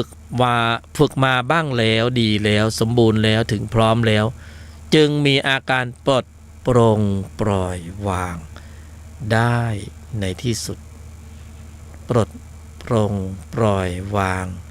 ได้ในที่สุดด้วยอำนาจการของจิตที่มีตนประกอบนะเมื่อบุคคลไม่มีตนประกอบเนี่ยก็ระบบปลดปลงปล่อยวางไม่ทำงานนะเวลาเสียหน้าเสียราคาเสียผลประโยชน์เสียความรู้สึกระบบปลดปลงปล่อยระบบปลดปลงปล่อยวางไม่ทำงานอันตรายมากอันตรายมากจริงๆนะระเบิดเวลาลูกใหญ่ๆเลยล่ะถ้าระบบนี้ไม่ทำงาน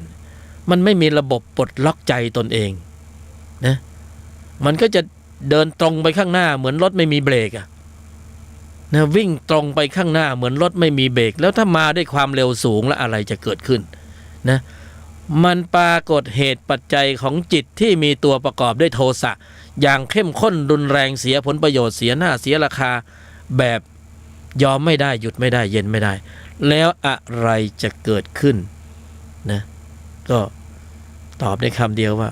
ดูไม่จืดนะระบบปลดปลงปล่อยวางระบบนี้มีอยู่ในใจของบุคคลแต่บุคคลจะต้องเซตระบบนี้ขึ้นมาให้ได้ให้เขาออนไลน์อยู่ในใจอยู่ตลอดเวลานะถ้าเขาไม่ทำงานนี่ยุ่งเลยนะยุ่งจริง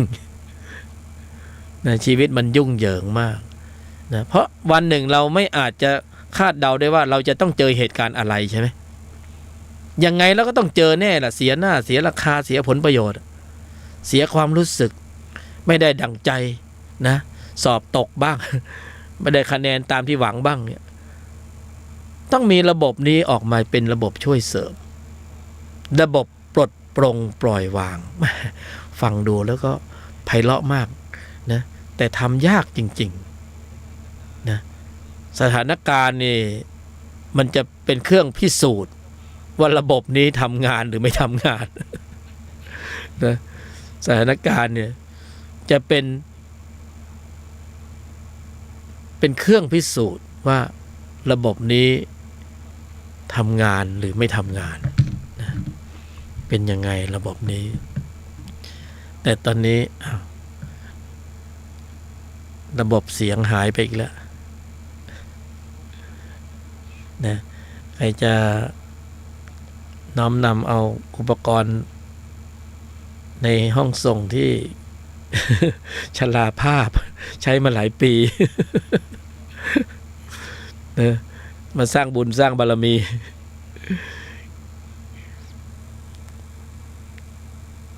เสียงหายอีกแล้วนะไม่แน่ใจว่าเป็นเพราะเหตุใดนะเพราะว่าผู้บรรยายไม่ได้ยินเสียงตนเองในการบรรยายอโลเทส1 2 3 4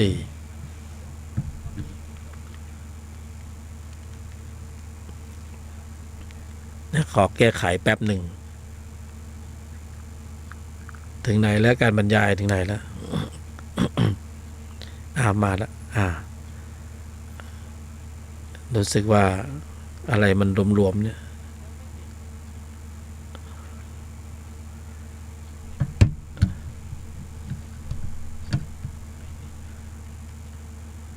เทส เทสเรา1 2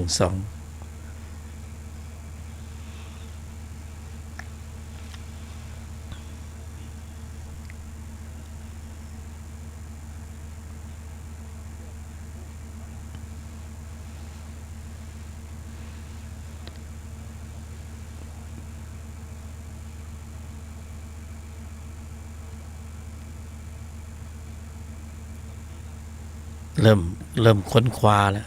นะหลายรูปหลายนามเริ่มค้นคว้านะเริ่มคิดแผนการดีๆจะทำอย่างไรให้ไอ้ข้อมูลใจที่มีอยู่ในภายในขณะเนี้ยจะให้ลดปริมาณข้อมูลตัวนี้มันมาพร้อมๆกับการเกิดแต่ละรูปแต่ละนามมีความเข้มข้นไม่เหมือนกันแต่ละบุคคลก็ต้องเนี่ยรับผิดชอบในข้อมูลใจที่สะสมมาสะสมมาโดยตลอดเมื่อมีกายมนุษย์นี่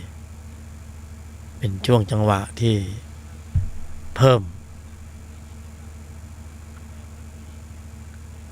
และก็ลดได้ในโอกาสเดียวกันนะเพราะกายมนุษย์นี่คือความพิเศษตรงที่เวลาบุคคลบริหารนะบริหารการแสดงออกเราก็จะได้จิตนะในชั้นตนถ้าเราไหลไปไม่บริหารการแสดงออกก็ได้จิตในชั้นตัวก็รู้อยู่แล้วนะเพราะนั้นเป้าหมายหลักที่การเกิดเป็นมนุษย์ที่จะต้องรับผิดชอบหรือรับชอบหรือรับผิดนะรับผิดชอบหรือรับชอบหรือรับผิดชอบคือต้องอัปเกรดจิตวิญญาณของตนเองก็โดยการเพิ่มปริมาณข้อมูลนะในที่นี้ก็คือการที่จะต้องทำนิสัยต้องเปลี่ยนนิสัยทีนี้นิสัยนี่มันเกิดการเปลี่ยนแปลงได้ด้วยข้อมูลนะเพราะฉะนั้นข้อมูลที่สำคัญมากๆเนี่ยที่จะต้องสร้างข้อมูลที่มีปริมาณความเข้มข้นและมีน้ำหนักนะน้ำหนักในส่วนที่ถ่วงดุลก็มาจากข้อมูลการแสดงออกที่เป็นอกุศลในอดีตเพราะนั้นใช้การกระทำล้างการกระทำใช้การกระทำล้างการกระทำคือต้องปรับข้อมูลของการมีอยู่ของข้อมูลจิตที่มาจากการแสดงออกที่ไม่สำรวมระมัดระวังอันนั้นจิตก็เก็บข้อมูลอยู่นี่ตนก็ต้องเปลี่ยนด้วยกันใช้การกระทำล้างการกระทำก็คือปรับระบบคิดพูดทำให้เป็นสัมมาทั้งหมดก็จะได้ข้อมูลในชั้นตนเนี่ยข้อมูลชั้นตนที่มีปริมาณมากก็จะชะลอตัวดังนั้นในภาวะของจิตที่มีตัวประกอบหรือมีสภาวะของความรู้สึกที่เป็นอัตตาตัวโก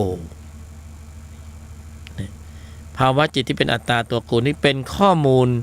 เป็นผลแสดงเป็นส่วนแสดงผลของจิตในชั้นตัว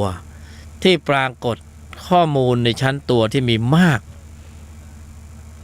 ปริมาณเข้มข้นมากจนปรากฏมีลักษณะยึดมั่นถือมั่นว่าเป็นอัตตาตัวกูดังนั้นการที่จะสลายข้อมูลเหล่านี้ก็ต้องเพิ่มข้อมูลที่เป็นตนที่เป็นอนัตตาตนอันนี้ตรงกันข้ามอัตตาตัวกูก็ต้องเจอกับอนัตตาตนศัพท์เหล่านี้คำเหล่านี้ก็จะได้พูดพาดพิงถึงเฉพาะในรายการนี้เท่านั้นนะก็ไม่นิยมพูดอัตตาตัวตนนะผู้บรรยายจะไม่นำเสนอในลักษณะอย่างนี้เลยถ้าแยกประเภทก็อัตตาตัวกู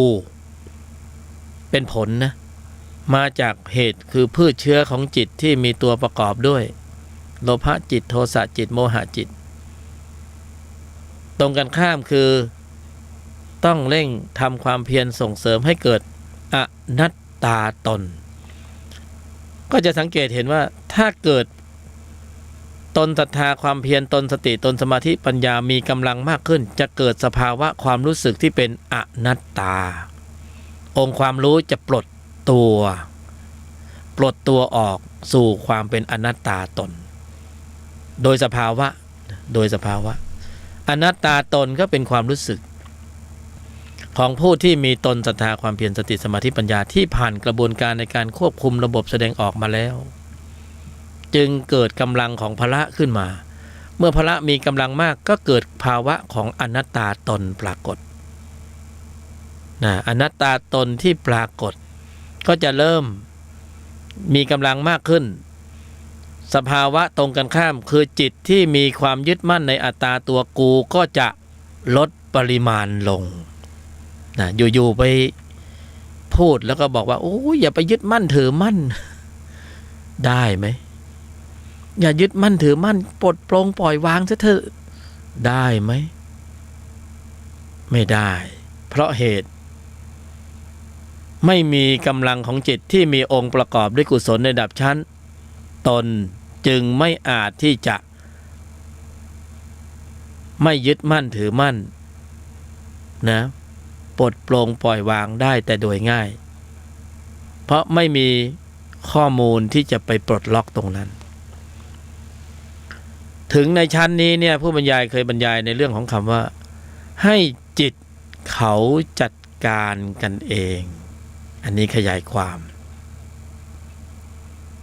ธรรมชาติมีของที่เป็นธรรมชาติในฝ่ายตรงกันข้ามแก้กันอยู่แล้วนะมีธรรมสายเกิดก็ต้องมีธรรมสายดับมีธรรมชั้นตัวก็ต้องมีธรรมชั้นตนนะหนึ่งตัวหนึ่งตนรวมเรียกว่าหนึ่งเรานะเมื่อพูดถึงตนก็ตนศรัทธาความเพียรสติสมาธิปัญญาธรรมชาติมีของแก้กันให้จิตซึ่งเป็นธรรมชาติสายเกิดและจิตที่มีตัวตนประกอบเป็นธรรมชาติสายดับ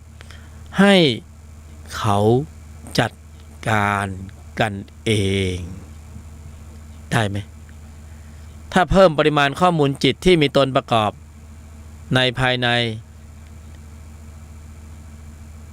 นะอนัตตาตน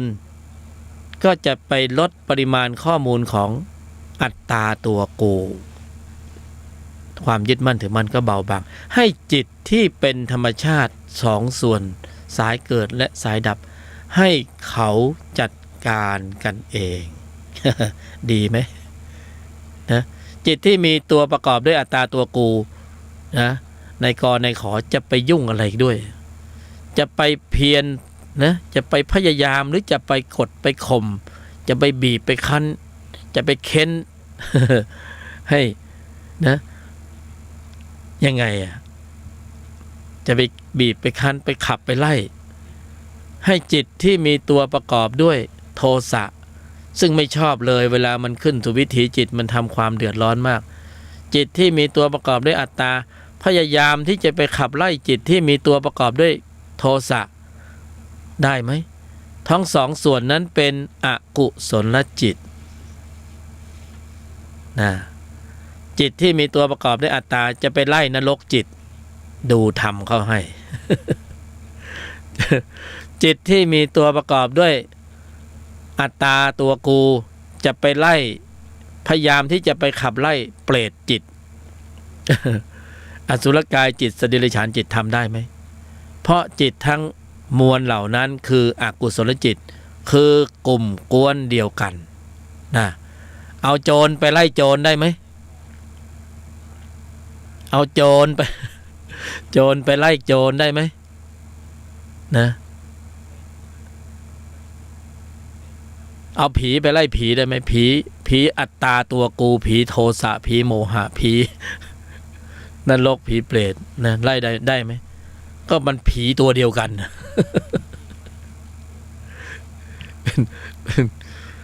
เป็นศัพท์นะเป็นคำที่เขาพูดคุยกันนะ ก็มันผีตัวเดียวกันนะ ก็มันเป็นผีตัวเดียวกันนะมันจะไปไล่กันไหม เอาโจรไปไล่โจรได้ไหมเขามีแต่เอาตำรวจไปขับไล่โจร เอาโจรไปไล่โจรก็หลายรูปหลายนามนะปฏิบัติธรรมเหมือนเอาโจรไปไล่โจรจริงๆเป็นอย่างนั้นใครรู้ไหมผู้บรรยายเนี่ย ก่อนที่จะมาเผื่อแผ่องค์ความรู้อย่างนี้เขาก็ต้องผ่านมาพอสมควรแล้วนะเขาจึงจะต้องบรรยายออกมาอย่างนี้เผื่อแผ่องค์ความรู้ให้แก่กัลยาณมิตรเพราะส่วนหนึ่งที่ต้องระมัดระวังคือไอ้ที่นำเสนอมานี่จะนำพาให้คนหลงทางหรือเปล่านะ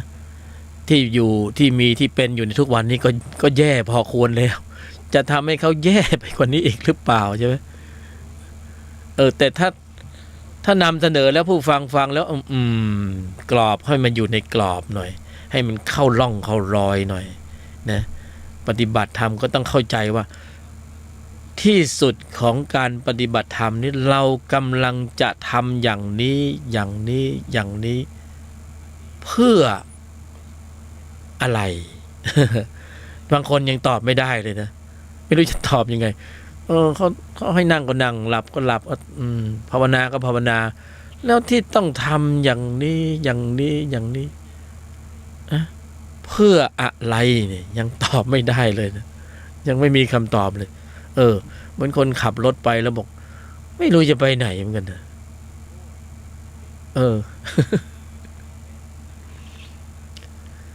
ตอบตนเองด้วยตนเองก่อนว่าที่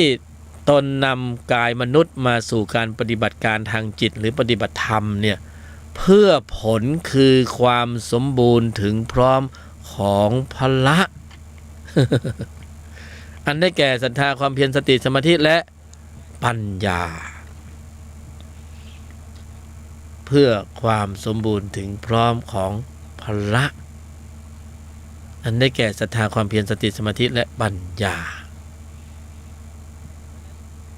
ด้วยอุบายวิธีโดยแยบคายด้วยการกำหนดหมายเพื่อควบคุมระบบแสดงออกแล้ว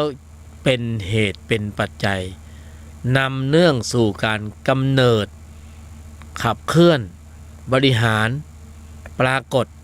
เกิดขึ้นของ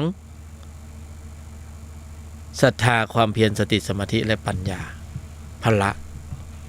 ในภายในนี่มีในภายในก็ไปอีก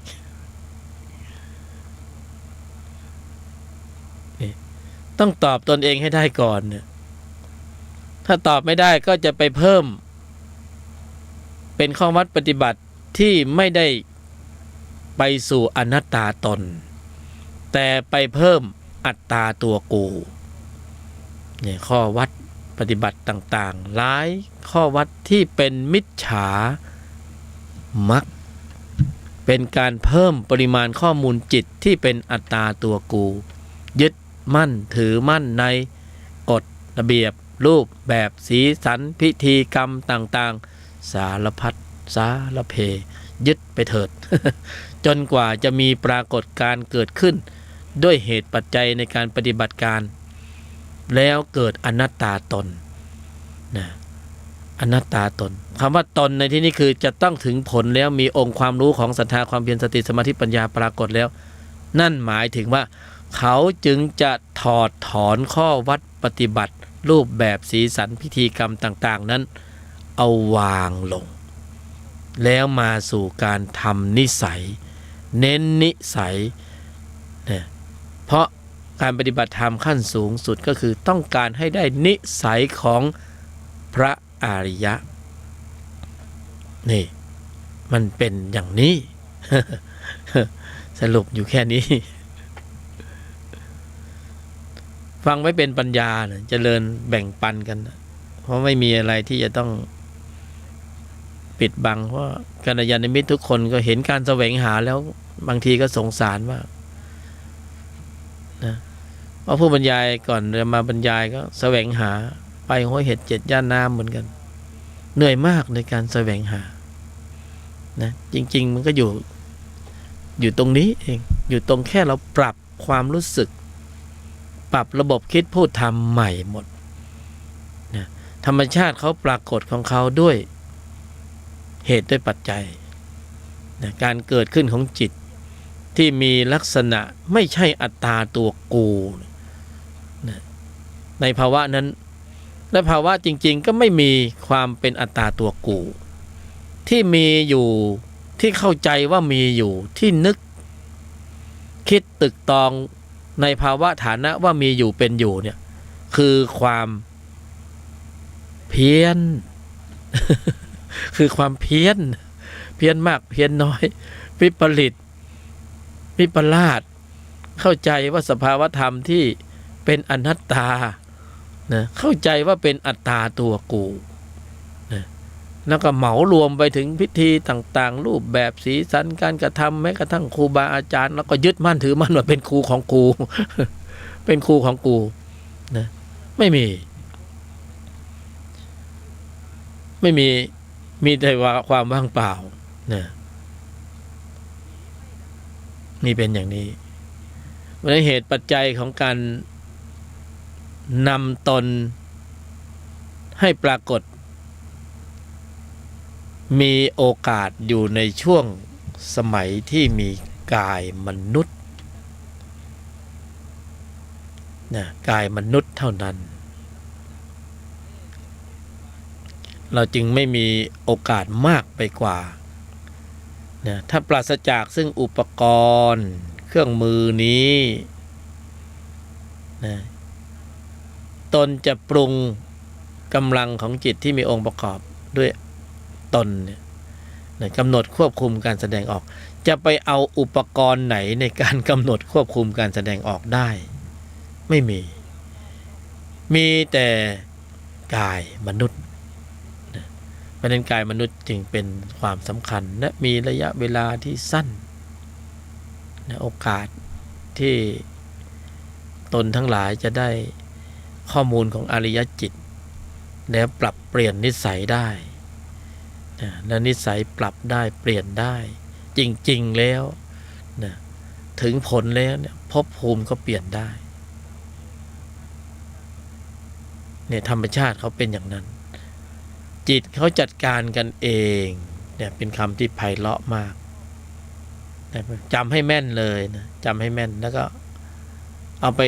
บอกไปสอนตนเองว่าให้จิตเขาจัดการกันเององค์ความรู้อย่างเนี้ยนะในชั้นนี้เพียงแค่ฟังยังไม่ได้ทำอะไรเลยนะยังไม่ได้ลงมือปฏิบัติการนะเชิงลุกนะยังไม่ได้ทันลงมือแค่ฟังนี้ก็ปัญญาก็เกิดความรู้ความเข้าใจก็อ๋อเนี่ยเมื่อเข้าใจแล้วก็ลงมือปฏิบัติการนะปฏิบัติการเชิงลุกธรรมะปฏิบัติการไม่ใช่นั่งอยู่กับที่นะสัมผัสนอกมองในบริหารใจตนสัมผัสนอกมองในบริหารใจตนนะแสดงว่าไม่ได้อยู่กับที่เฉยๆตาหูจมูกลิ้นกายใจกระทบกระทั่งสัมผัสโดยปกติธรรมชาติธรรมดามองในบริหารใจมองในบริหารคือในภายในที่มีการวางบทปฏิบัติการไว้เรียบร้อยแล้วอย่างเช่นผู้บรรยายเนี่ยในชีวิตประจำวัน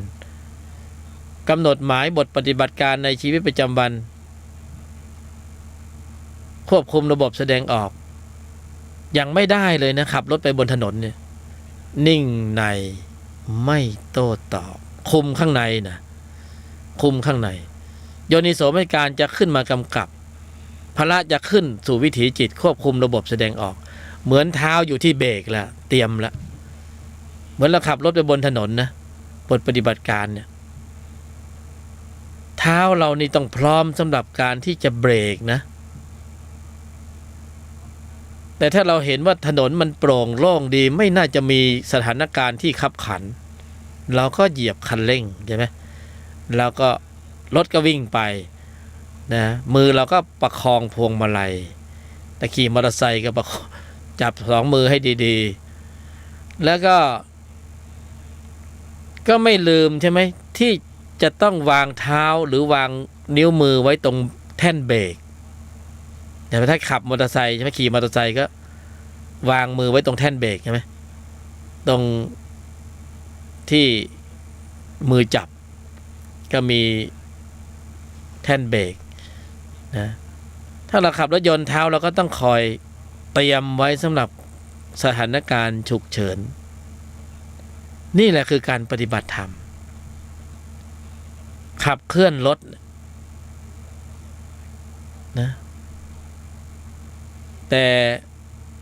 เปรียบรถเหมือนกายมนุษย์ก็คือขับเคลื่อนการแสดงออกเพราะฉะนั้นต้องพร้อมสำหรับการที่จะเบรกในทุกสถานการณ์นะความหมายของเบรกในชั้นนี้ก็คือนิ่งในไม่โต้ตอบเราต้องพร้อมที่จะหยุดเย็นเมื่อเหตุปัจจัยมากระทบทางทวารต่างๆไม่ง่ายนะแต่ต้องทำเพราะทวารเราเปิดเลยหูตาจมูกลิ้นกายใจเนี่ยมันเข้าได้ทุกทิศทุกทางใช่ไหมบางทีแวบเข้ามาในความรู้สึกความเห็นผิดเพ่งโทษออกไปแล้วนะข้างหน้าออกหน้าตาก็ยังเฉยอยู่แต่ข้างในนี่ไปแล้วนะไปถึงนรกภูมิเปรตภูมิอสุรกายภูมิสัตว์เดรัจฉานภูมิแล้วอาฆาตพยาบาทเครียดแค้นชิงชังกูจะต้องเอาคืนใช่ไหมคือจิตมันไปแล้วแต่อาการเบรกนี่คือชะลอไว้ไม่ให้จิตมันไหลไปไงถ้ามันไหลไปมันก็เกิดมโนกรรมเนี่ยทำกรรมทางใจแหละเป็นอกุศลจิตปรุงขึ้นมาแหละไวมากเร็วมากไวมากแต่พละก็เร็วเหมือนกันนะบางทีส่วนมากที่ไม่เท่าทันก็เพราะว่าความเคยชินเนี่ยมันชินที่จะแสดงออกแบบเดิมพอกระทบผัสสะทางทวารต่างๆก็จิตโกรธก็เกิดพอจิตโกรธเกิดเราก็คือทุกครั้งกระทบแล้วมันก็โกรธทุกทีนะทุกทีกระทบก็โกรธทุกครั้ง ทุกครั้งกระทบก็โกรธทุกทีนะทุกทีกระทบก็โกรธทุกครั้งยังไง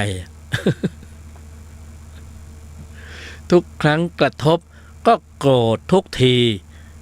นะทุกทีกระทบก็โกรธทุกครั้งนะแสดงว่ายังไงก็โกรธซ้ายก็โกรธขวาก็โกรธนี่คือความเคยชินของจิตเดิมรวดเร็วมากใช่ไหมพอกระทบสัมผัสมันขึ้นเลยผัสสะเวทนาโกรธผัสสะเวทนาโกรธแต่ในทางตรงกันข้ามจิตที่มีตนประกอบด้วยศรัทธาความเพียรสติสมาธิปัญญาเนี่ยเขาก็มีกำลังของเขานะไม่จำเพาะเสมอไปว่าต้อง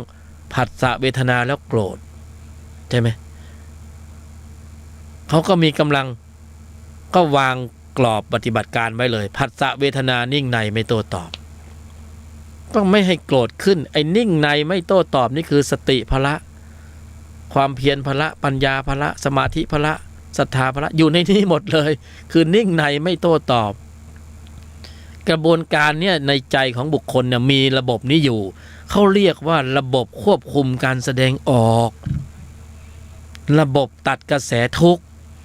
ระบบภูมิคุ้มกันทางจิตไม่เคยได้ยินที่ไหนเหมือนกันนะมีแต่รายการเนี่ยนะระบบนี้มีอยู่จริงเป็นจริงแล้วถ้าระบบนี้ทำงานบ่อยมากครั้งจะทำให้เกิดกำลังของพละแข็งแกร่งแข็งแรงมากขึ้นนะก็จะเข้าวงจรนี้เลยคือแข็งแกร่งแข็งแรงแหลมคมเท่าทันรอบรู้แยกแยะเช็ดล้างล้วงลึกถอดถอนนะถอดถอนนี่คือถอนอัตตาตัวกูเข้าสู่สภาวะความเป็นอนัตตาตนมันถอนตรงนี้นี่เมื่อถอนอัตตาตัวกูออกไปแล้วก็ แหมอริยะถามหานะอริยะถามหาระบบนี้มีอยู่จริงเป็นจริงแต่บุคคลไม่นำมาสู่การขับเคลื่อนที่เป็นรูปธรรมจึงปล่อยให้ระบบเดิมเห็นไหมมันทำงานอยู่ทุกวันนี่เพราะฉะนั้นระบบนี้ต้องทำให้ด่วนและรวดเร็วมากที่สุดเพราะเราอยู่ในภาวะที่มีความสุ่มเสี่ยงมากในใจที่มีข้อมูลจิตที่มีตัวประกอบเนี่ยมันไม่รู้ว่ามันจะแสดงสัญชาตญาณดิบโหดหรือเป็นภูเขาไฟระเบิดออกมาจากในใจเมื่อไหร่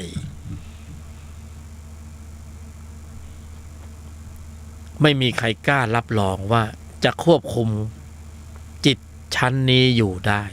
และก็ไม่มีใครกล้ารับรองได้เลยว่าภูเขาไฟเนี่ยมันจะระเบิดเวลาไหนอย่างใดอย่างนั้นเลยเนี่ยอาการเดียวกันเนี่ย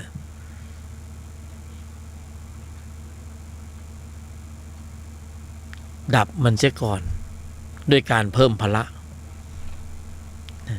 ดับมันเสียก่อนด้วยการเพิ่มพละก่อนที่มันจะแสดงตัวออกมาระบบนี้เป็นระบบพิเศษมากระบบควบคุมการแสดงออกจะใช้ได้ระบบนี้ใช้ได้ในอริยจิตที่เป็นมนุษย์อย่างเราเนี่ยทุกคนเนี่ยเพราะภาวะในความพิเศษในการเป็นมนุษย์ในครั้งนี้สามารถอัปเกรดจิตวิญญาณเข้าสู่ระดับของอริยบุคคลได้ทุกคนมีระบบนี้อยู่มีความพิเศษตรงนี้อยู่แต่สิ่งที่ต้องระวังมากที่สุดก็คือความเคยชินเดิมเพราะนั้นต้องอาศัยความเคยชินใหม่บัญญัติใหม่กรอบปฏิบัติการใหม่เข้าไปเพื่อที่จะเซตกำลังของพละขึ้นมาให้มีกำลังสูงสุดแล้วบทปฏิบัติการเดิมในชั้นของตัววัฏจักรการเกิดแก่เจ็บตายก็จะลดปริมาณลงพฤติกรรมของบุคคลจะเปลี่ยนในชั้นนี้คือเปลี่ยนนิสัยจะเปลี่ยนเลยนะ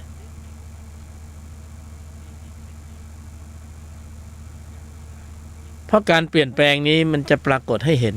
บุคคลจะเข้าถึงด้วยตนของตนเองนะอาการมันก็เปลี่ยนแปลงไปมากแล้ว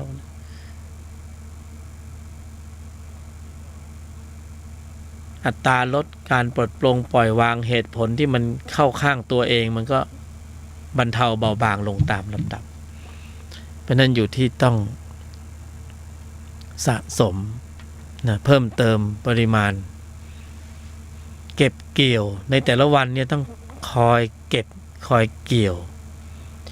เมื่อเก็บเกี่ยวได้นะคอยเกี่ยวคอยเก็บคอยเก็บคอยเกี่ยวคอยเกี่ยวคอยเก็บอยู่ตรงเนี้ยทำอย่างไรจึงจะได้อริยจิตทำอย่างไรจึงจะได้อริยจิตควบคุมการแสดงออก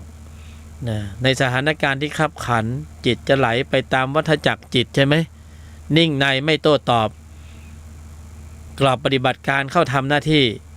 นะปฏิบัติการเชิงลุกในภายในนิ่งในไม่โต้ตอบโยนิโสมนสิการเข้าไว้นิ่งในไม่โต้ตอบเกิดอริยจิตเห็นไหมเก็บเกี่ยวได้แล้วเห็นไหมนะในสถานการณ์ที่ต้องเสียหน้าเสียราคาเพื่อผลประโยชน์บางสถานการณ์ก็ต้องลงทุนนะไม่มีอะไรได้มาฟรีๆนะต้องลงทุนต้องยอมเจ็บยอมปวด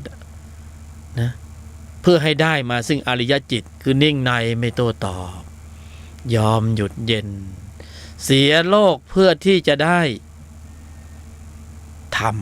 ำนี่เสียผลประโยชน์โลกแล้วได้ผลบารมีคุ้มนะหน้าแรกไหมหน้าแรกไหม ได้ผลประโยชน์โลกแต่คุณสูญเสียดุลยภาพทางจิตวิญญาณได้ผลประโยชน์โลก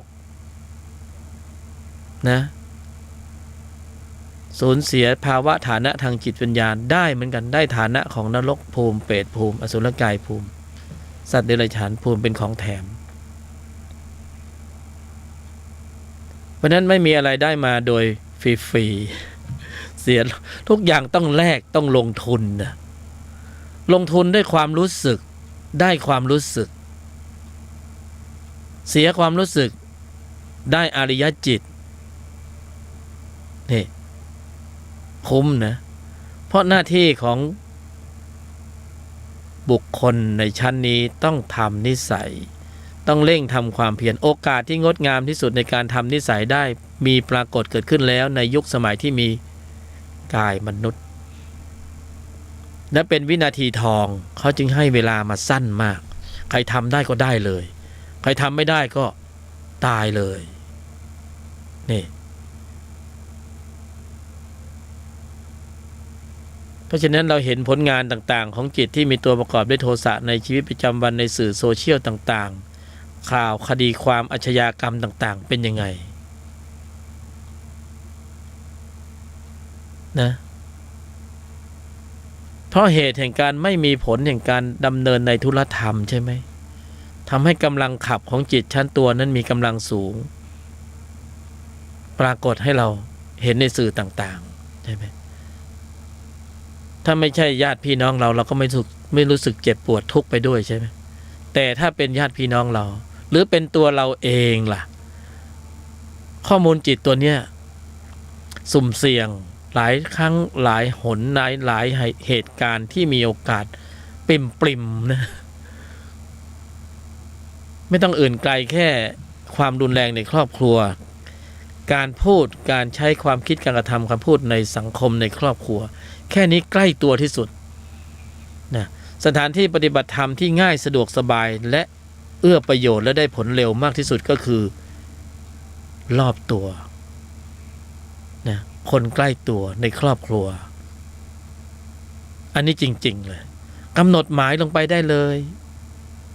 ถ้าไม่เร่งทำความเพียรณบัดนี้จะทำตอนไหนนะมันเป็นเช่นอย่างนี้ก็สาธยายมาพอสมควรเล่าสู่นะพวกเราให้กัลยาณมิตรฟัง